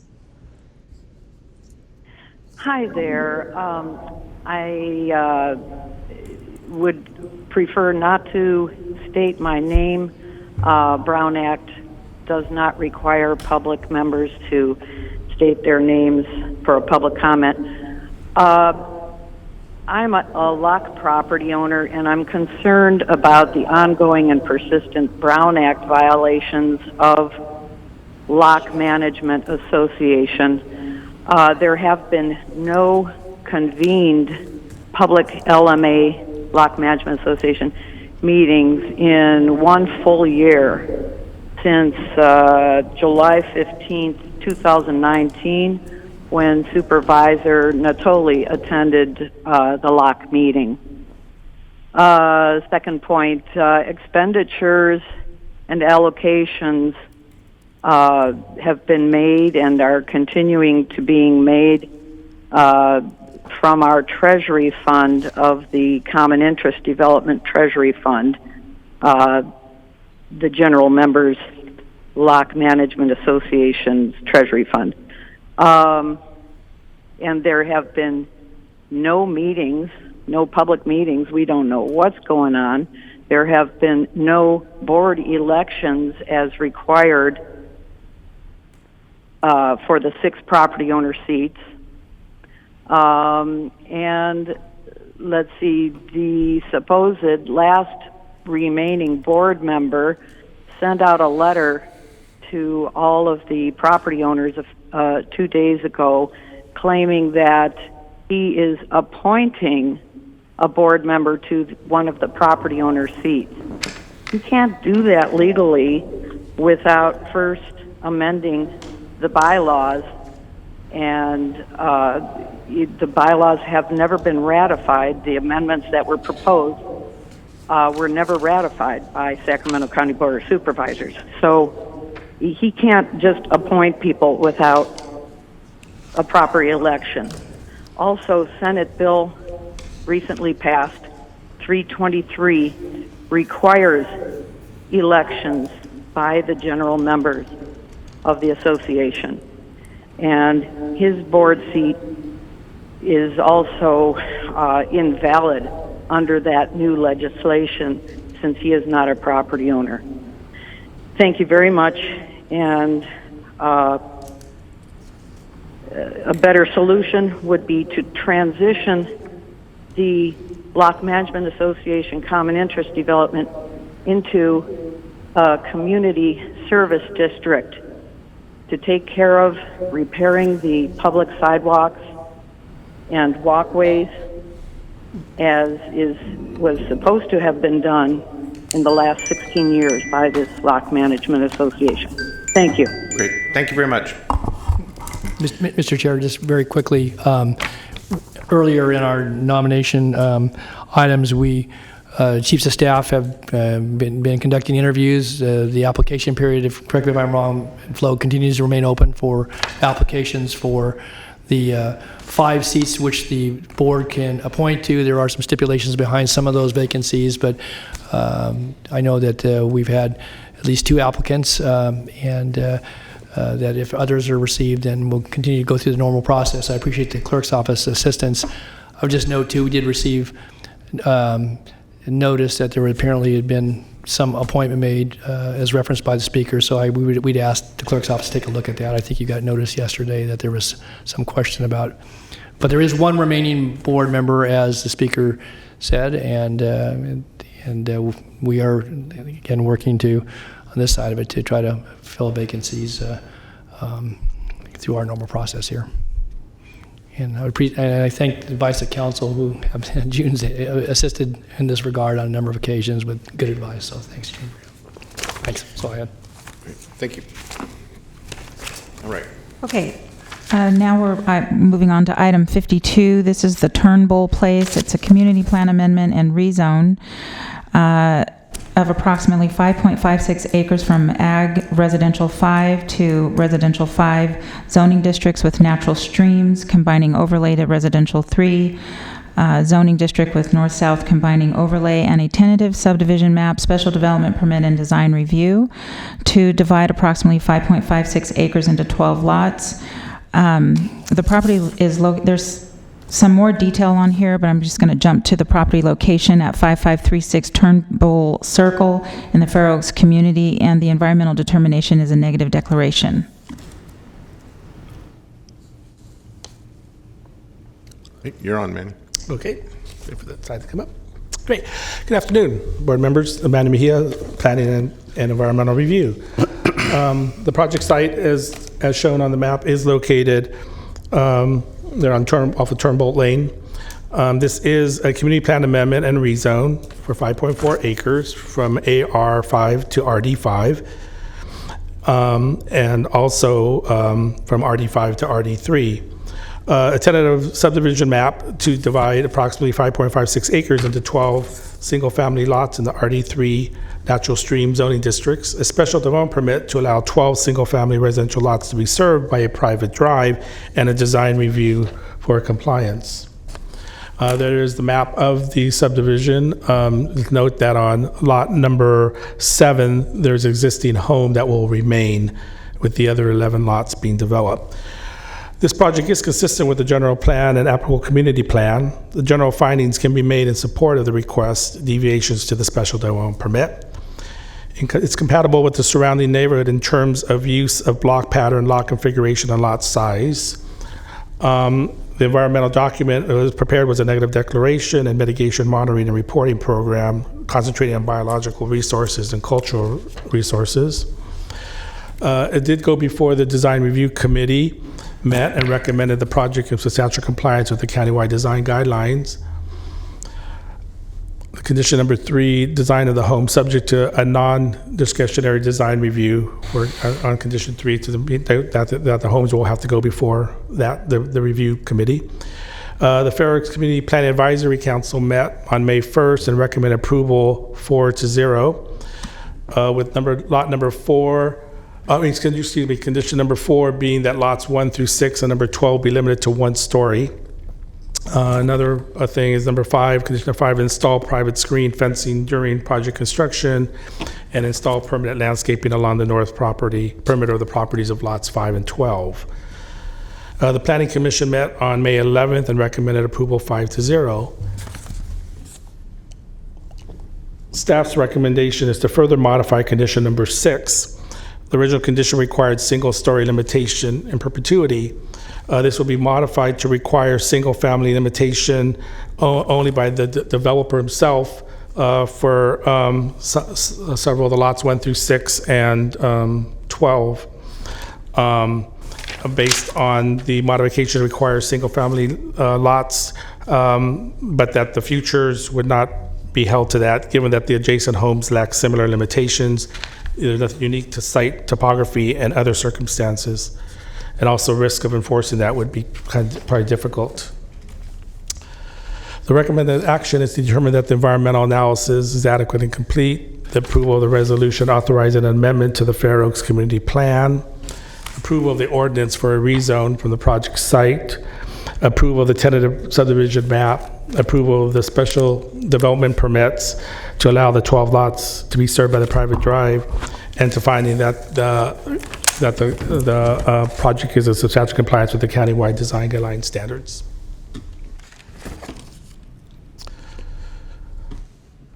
Any questions? Oh, okay. Any questions? Yeah, this is amazing, this amount of land is available in kind of Fair an landlocked Oaks. parcel, so it's kind of hidden. I didn't know you had any AR5 left out in District 3, so. Yeah. Well, it's been a long time, and then this, I didn't know what NS zoning combining overlay was, so Leanne explained that to me. Good.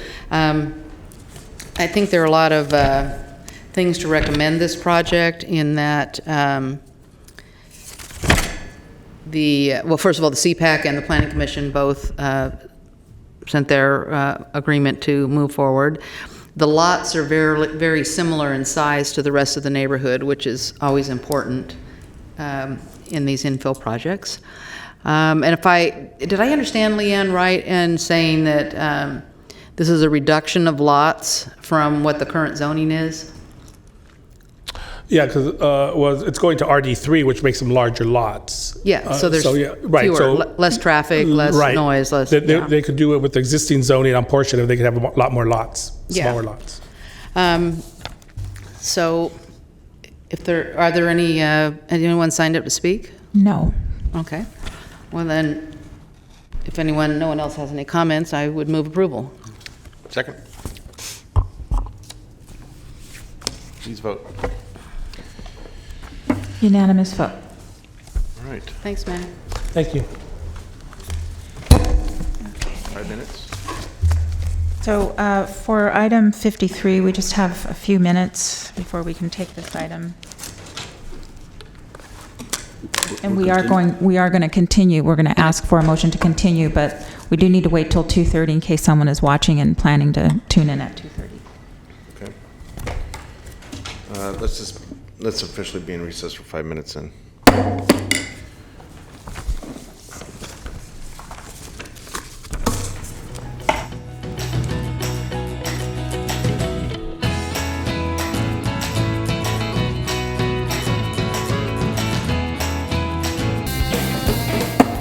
Okay, call back to order this meeting of the Sacramento County Board of Supervisors for Tuesday, July 14th, 2020. Madam Clerk, will you please call the roll?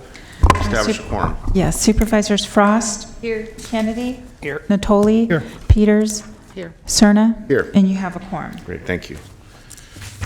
Okay. Okay.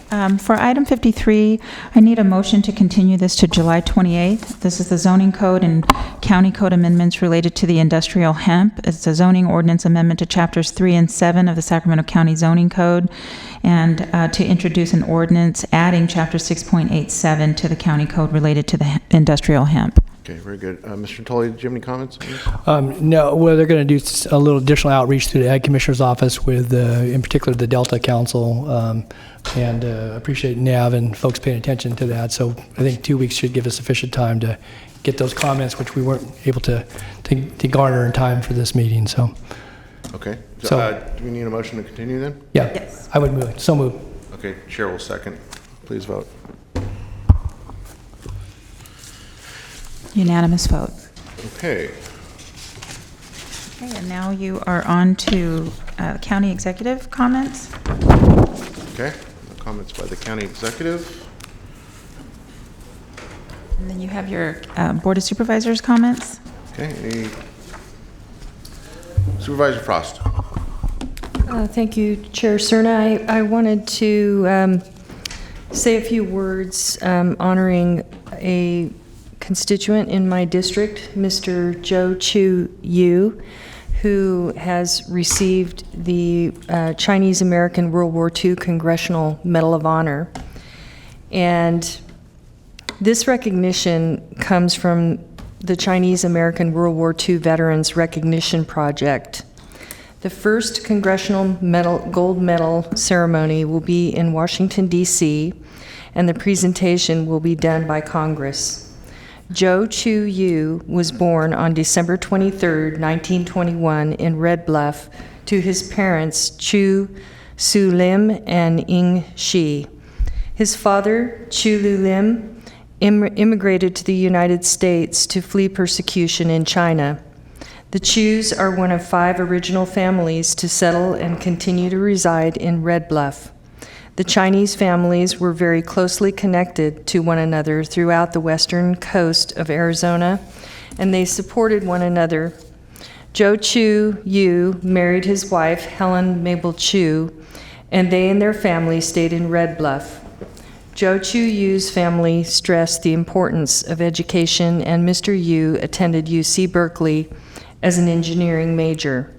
Joe Chu Yu was drafted into the 1908 Army Service Unit at Camp Beale, California in September 1945, and was an active duty service member until December 1946. After his service, Mr. Yu returned to school, and finished at Chico State, where he earned his bachelor's degree in accounting and eventually earned his CPA as a tax accountant. He also helped to operate his family's restaurant until it was sold. After retiring as a tax accountant, he then traveled all over the world. Today, Mr. Yu is 98 years young and is still very active, preparing his own taxes, going to senior center twice a week. He lives with his daughter, Diane Casa, and enjoys spending time with his granddaughter, Jessica. Mr. Yu has always been a major animal lover, having lots of cats, dogs, and for all of his life. Throughout his life, he has always prioritized family, and today the Chu, Ong, Dong, and Yi family are a massive population, which is what fills his heart every night. And I just wanted to extend a thank you to Mr. Yu's granddaughter, Jessica, who reached out to me and shared how proud she was of her grandpa, and wanted to thank him for his service and honor him with this very prestigious award. Thank you. Very nice, thank you. Supervisor Natoli. I certainly thank Supervisor Frost and congratulate Mr. Yu, and certainly for his recognition, and the entire family, obviously. Kind of along the lines of our veterans, it's come to my attention that the County Veteran Services Office is slated to move from its downtown location to, I guess, the Norwood Highway 80 area. I don't know if it's a Research Drive facility or not. And I've been contacted by at least one party, I think on behalf of a couple of others, as to accessibility of services and so forth. We're a big county, and the downtown location may not have been the most accessible, but it certainly was a bit more central. And I guess now I just wanted to ask if maybe you could provide some information to our board, and if this is a permanent move, is this a temporary move? And last, I would ask, was our Veterans Commission consulted? We've had the Veterans Commission in place now for, going on close to 2 years, year and a half, and we really haven't heard. We haven't had a chance to hear back from some of their work. And I know the clerk has staffed them and so forth.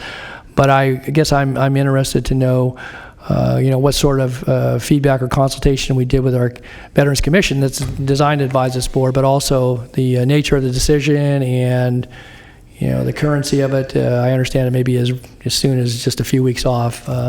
And if so, what does it mean to accessibility for veterans of all age and from all walks of life in this county? I mean, we have to be located somewhere, and I'm glad we have a Veteran Services Office, but maybe is there the ability to kind of split that north and south with, partnering in some of our other facilities we have? If it's actually co-locating with a DHA facility, because that's the branch that is under in this county, is there ability to have some of those services in the south or the eastern part of the county? I don't know. Again, it may make sense to have everybody under one roof, but they're a fairly small contingent of folks, but mighty in their efforts and very important. So I just wanted to put it out there, and hopefully you could get us some information. We'll get you a memo on that. Okay, very good. Thanks. All right, very good. Any comments from Supervisor Kennedy or Supervisor Peters? Yeah. So I know I've spoken to Supervisor Kennedy about this. I think he shares a similar disposition and has shared that publicly here. At the last meeting, I had made mention at the conclusion of the meeting interest in getting some information in the form of an informational item coming back to this board on the prospect of moving the 3 county-wide elected official votes, the voting for those 3 elected officials to presidential election years.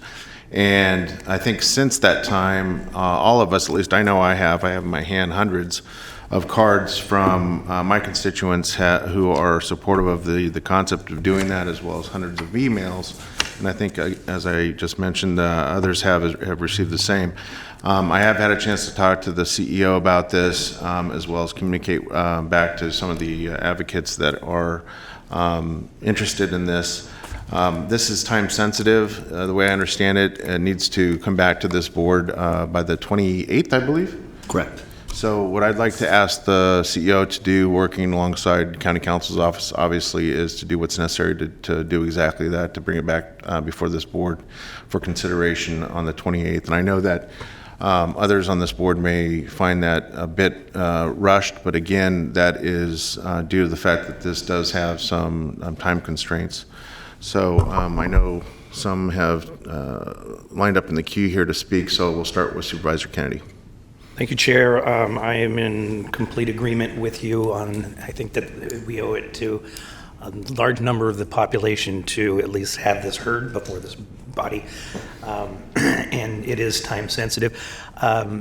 Nav, I have spoken with proponents and your recommendation, and they actually will be sending over proposed language that's going to be based largely on what San Francisco did. Number of communities have done this, so we're not reinventing the wheel. So that could help with the timing. Yep. I think what I can do is we will have a memo that will lay out for you what the process is. There's two different ways you can do it. We'll lay out both on how to do it. If there's language that you have, we can put that in the staff report too. Is that a memo now that you foresee giving to us just outside of the construct of a hearing, right? It would just be as soon as it can be drafted and delivered? Okay. We could do that, and then we will put that on the agenda too. That way you can discuss it. Got it. Thank you very much. Supervisor Peters. So if I understand it, you're talking about a charter amendment, and that would go on this year's November ballot? Yes, that's what the proponents have suggested. Okay, so then the change would be 4 years after that? Is that correct? It's for the next subsequent presidential election. Wait. Well, no, I think it would be 2 years. I think that's why we need a memo. It'd be 2 years after that. So what are your thoughts about that would be flipping? Right now we have 5 seats open on gubernatorial, not open, 5 seats running on gubernatorial, and we have 3 on presidential. And if we would need to try and maintain some evenness, we'd have to move a couple of the supervisorial seats. Otherwise, you have 6 seats and then 2 seats. I don't know what. You're talking about sheriff and DA? Yeah, I'm just talking about the countywide. I know, but you would have 6 people running. Right now, we have 5 and 3. Yeah, 5 and 3. Mm-hmm. I said, and this would make it 6 and 2. Right. So wouldn't you move one of the supervisorial seats? I don't know. Why? I don't know that there's a rule book somewhere that says you have to do it that way. But I think that's probably what is going to come out of a memo. The memo we can lay out is what's the process to move the DA, the sheriff, and the assessor. And basically, I can't go any further than that. It's not agenda, but we'll lay that out for you what the process is. I also have concern about the time for the public to be knowledgeable of the proposal. This is a pretty big change, and is there a plan to advertise this or get the word out on newsletters and that sort of thing? It's a good question. It's probably going to have to be part of the memo. I think. Well, who's writing the memo, you or?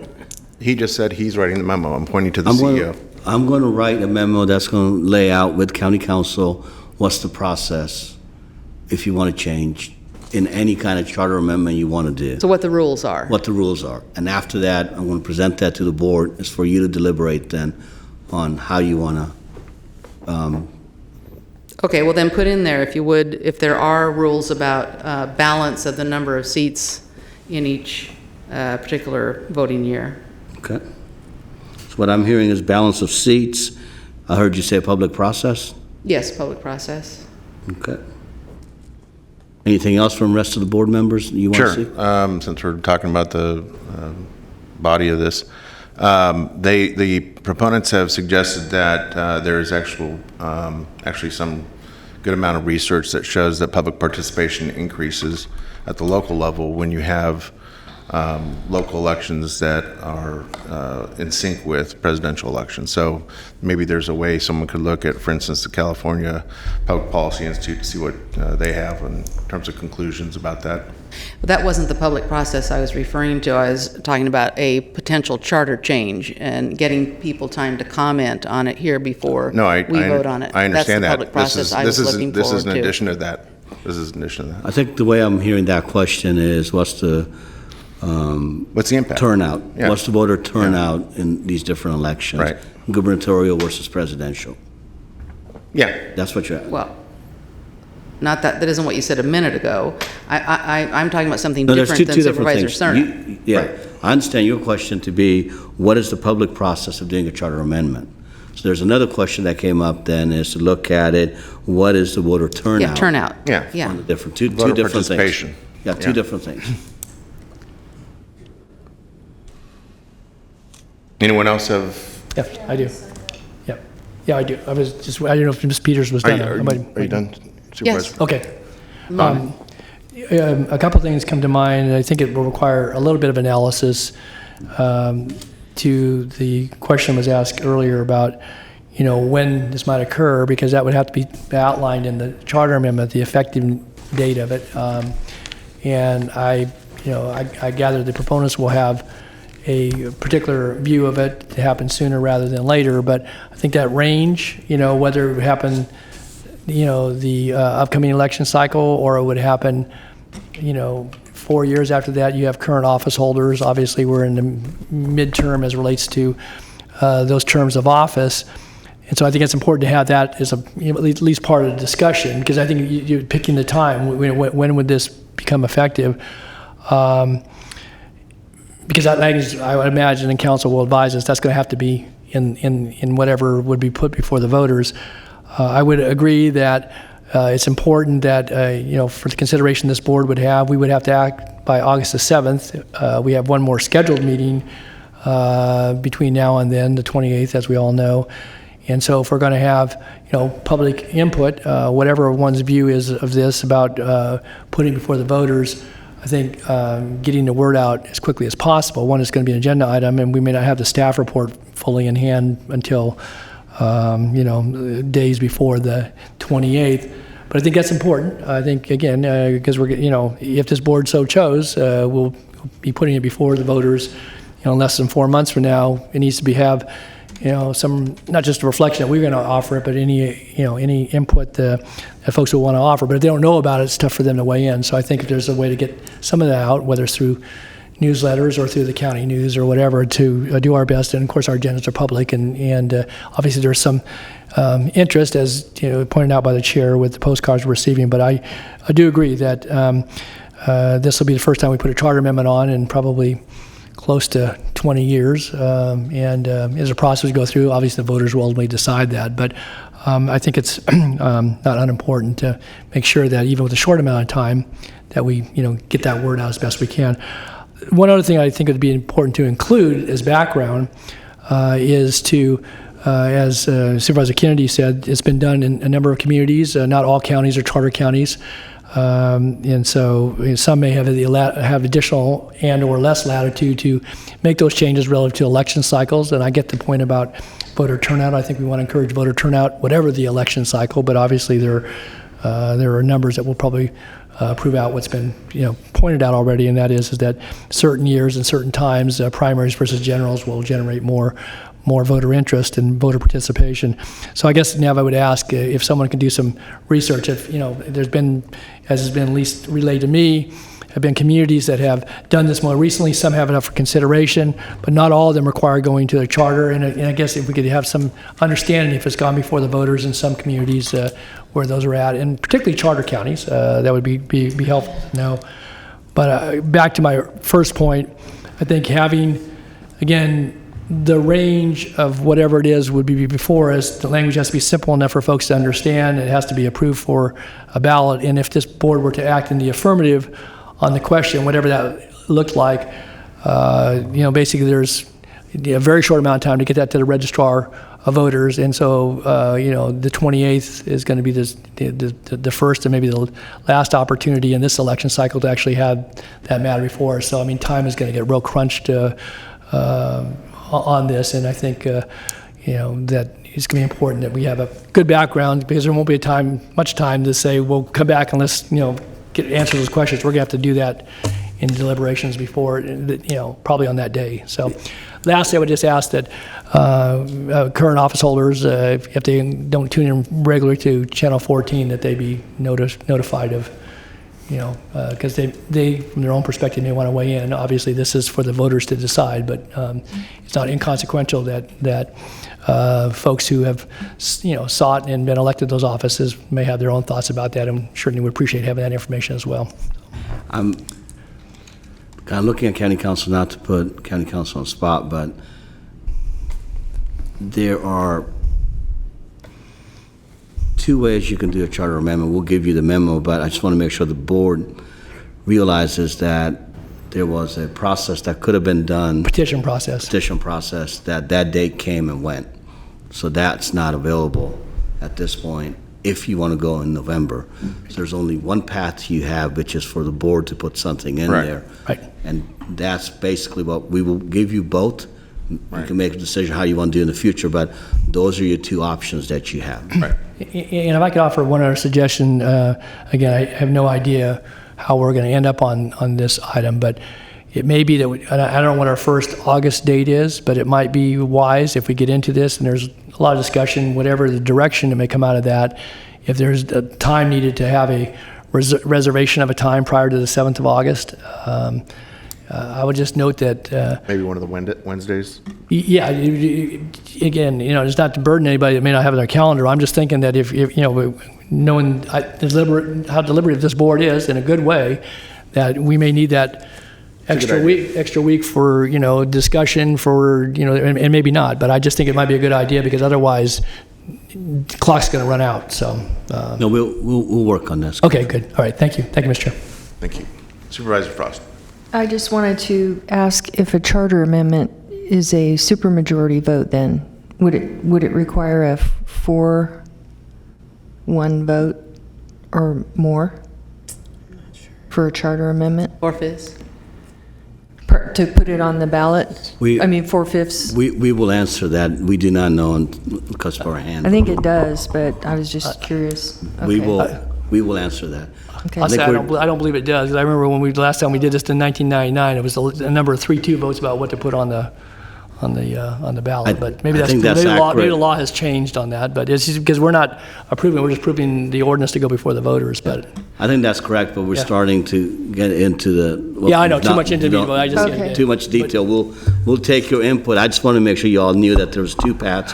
One is gone. The only path you got right now is with you guys. So if there's anything else you want in the memo, please let me know, and then. Okay. Okay, well, we can probably handle that offline, because I think we're making county councils a little nervous here. Supervisor Peters? Yeah, so in your memo, if I'm doing this right, that would put the current sheriff, DA, and assessor in office till 2024. I'm going to have to look in that and then give you an answer. Okay. Or it could go the other way. It could be a 2-year turnaround. Yeah. No, I know you're right. It could go either. Yeah. All right, I think we've beaten this up enough and stayed within the Brown Act, so. Okay, I know we have an adjournment. Mr. Foley? Yes. Thank you, Mr. Chair. And I trust maybe other board members will want to weigh in, but we may have seen over the past weekend that one of our longtime community members and someone who's served on county boards and commissions in a very active capacity, Mr. Ernest Brown, passed away. I'll just give a little bit of background for those that didn't know or don't know him or didn't know of him. Ernie was born and raised in Philadelphia, Pennsylvania in May of 1934. He completed his education at Lehigh University and was married to his wife, who passed away in 2016 for 55 years. During their time together, early in their years, they moved from Maryland to Utah to New Jersey and eventually put down deep roots here in the Sacramento community. Ernie was a U.S. Army veteran, and then spent most of his career in the aerospace industry. Following his retirement in 1994, he decided that it was time to give back to the community in other ways, and so he devoted his time to a number of nonprofit organizations throughout the greater Sacramento County area, and was active in particular on 2 county boards and commissions. He was a member of the Children's Coalition going back to 2009 as far as the records show. And he also served very actively on the Human Services Coordinating Council, and some of you may, in your interaction with the Coordinating Council, I think he served as chair of that group. And I know I had an opportunity over the past several years on a couple of occasions to address that body, and Ernie was always very gracious in his comments, certainly in his conduct, and he was very interested in, the outcomes and the way that this county could best serve not just children, but certainly people from different walks of life with different challenges. And he came at it, I think, from a very humanistic standpoint, and one where obviously he had a deep concern and caring attitude towards his fellow human being. And maybe part of that ties back to his long time involved as a member of the Trinity Cathedral congregation, where he was in the choir for 35 years, and it was noted in his obituary that one of his greatest joys was certainly to participate in the choir, where he sang bass. And last, I would say he was noted. He was rather quiet, sometimes unassuming, but he was intelligent, kind, and had a good sense of humor. And so, with that, I would just note that his service to this community certainly hasn't gone unnoticed, and I know his passing is mourned by many who knew and had a chance to work with him. But I would ask that today we adjourn in memory of Ernie Brown, and again, thank him for all his contributions to betterment of our community over the years. Thanks. Okay, great, thank you. All right, if there's no further business before this board, we will adjourn in memory of Ernie Brown today.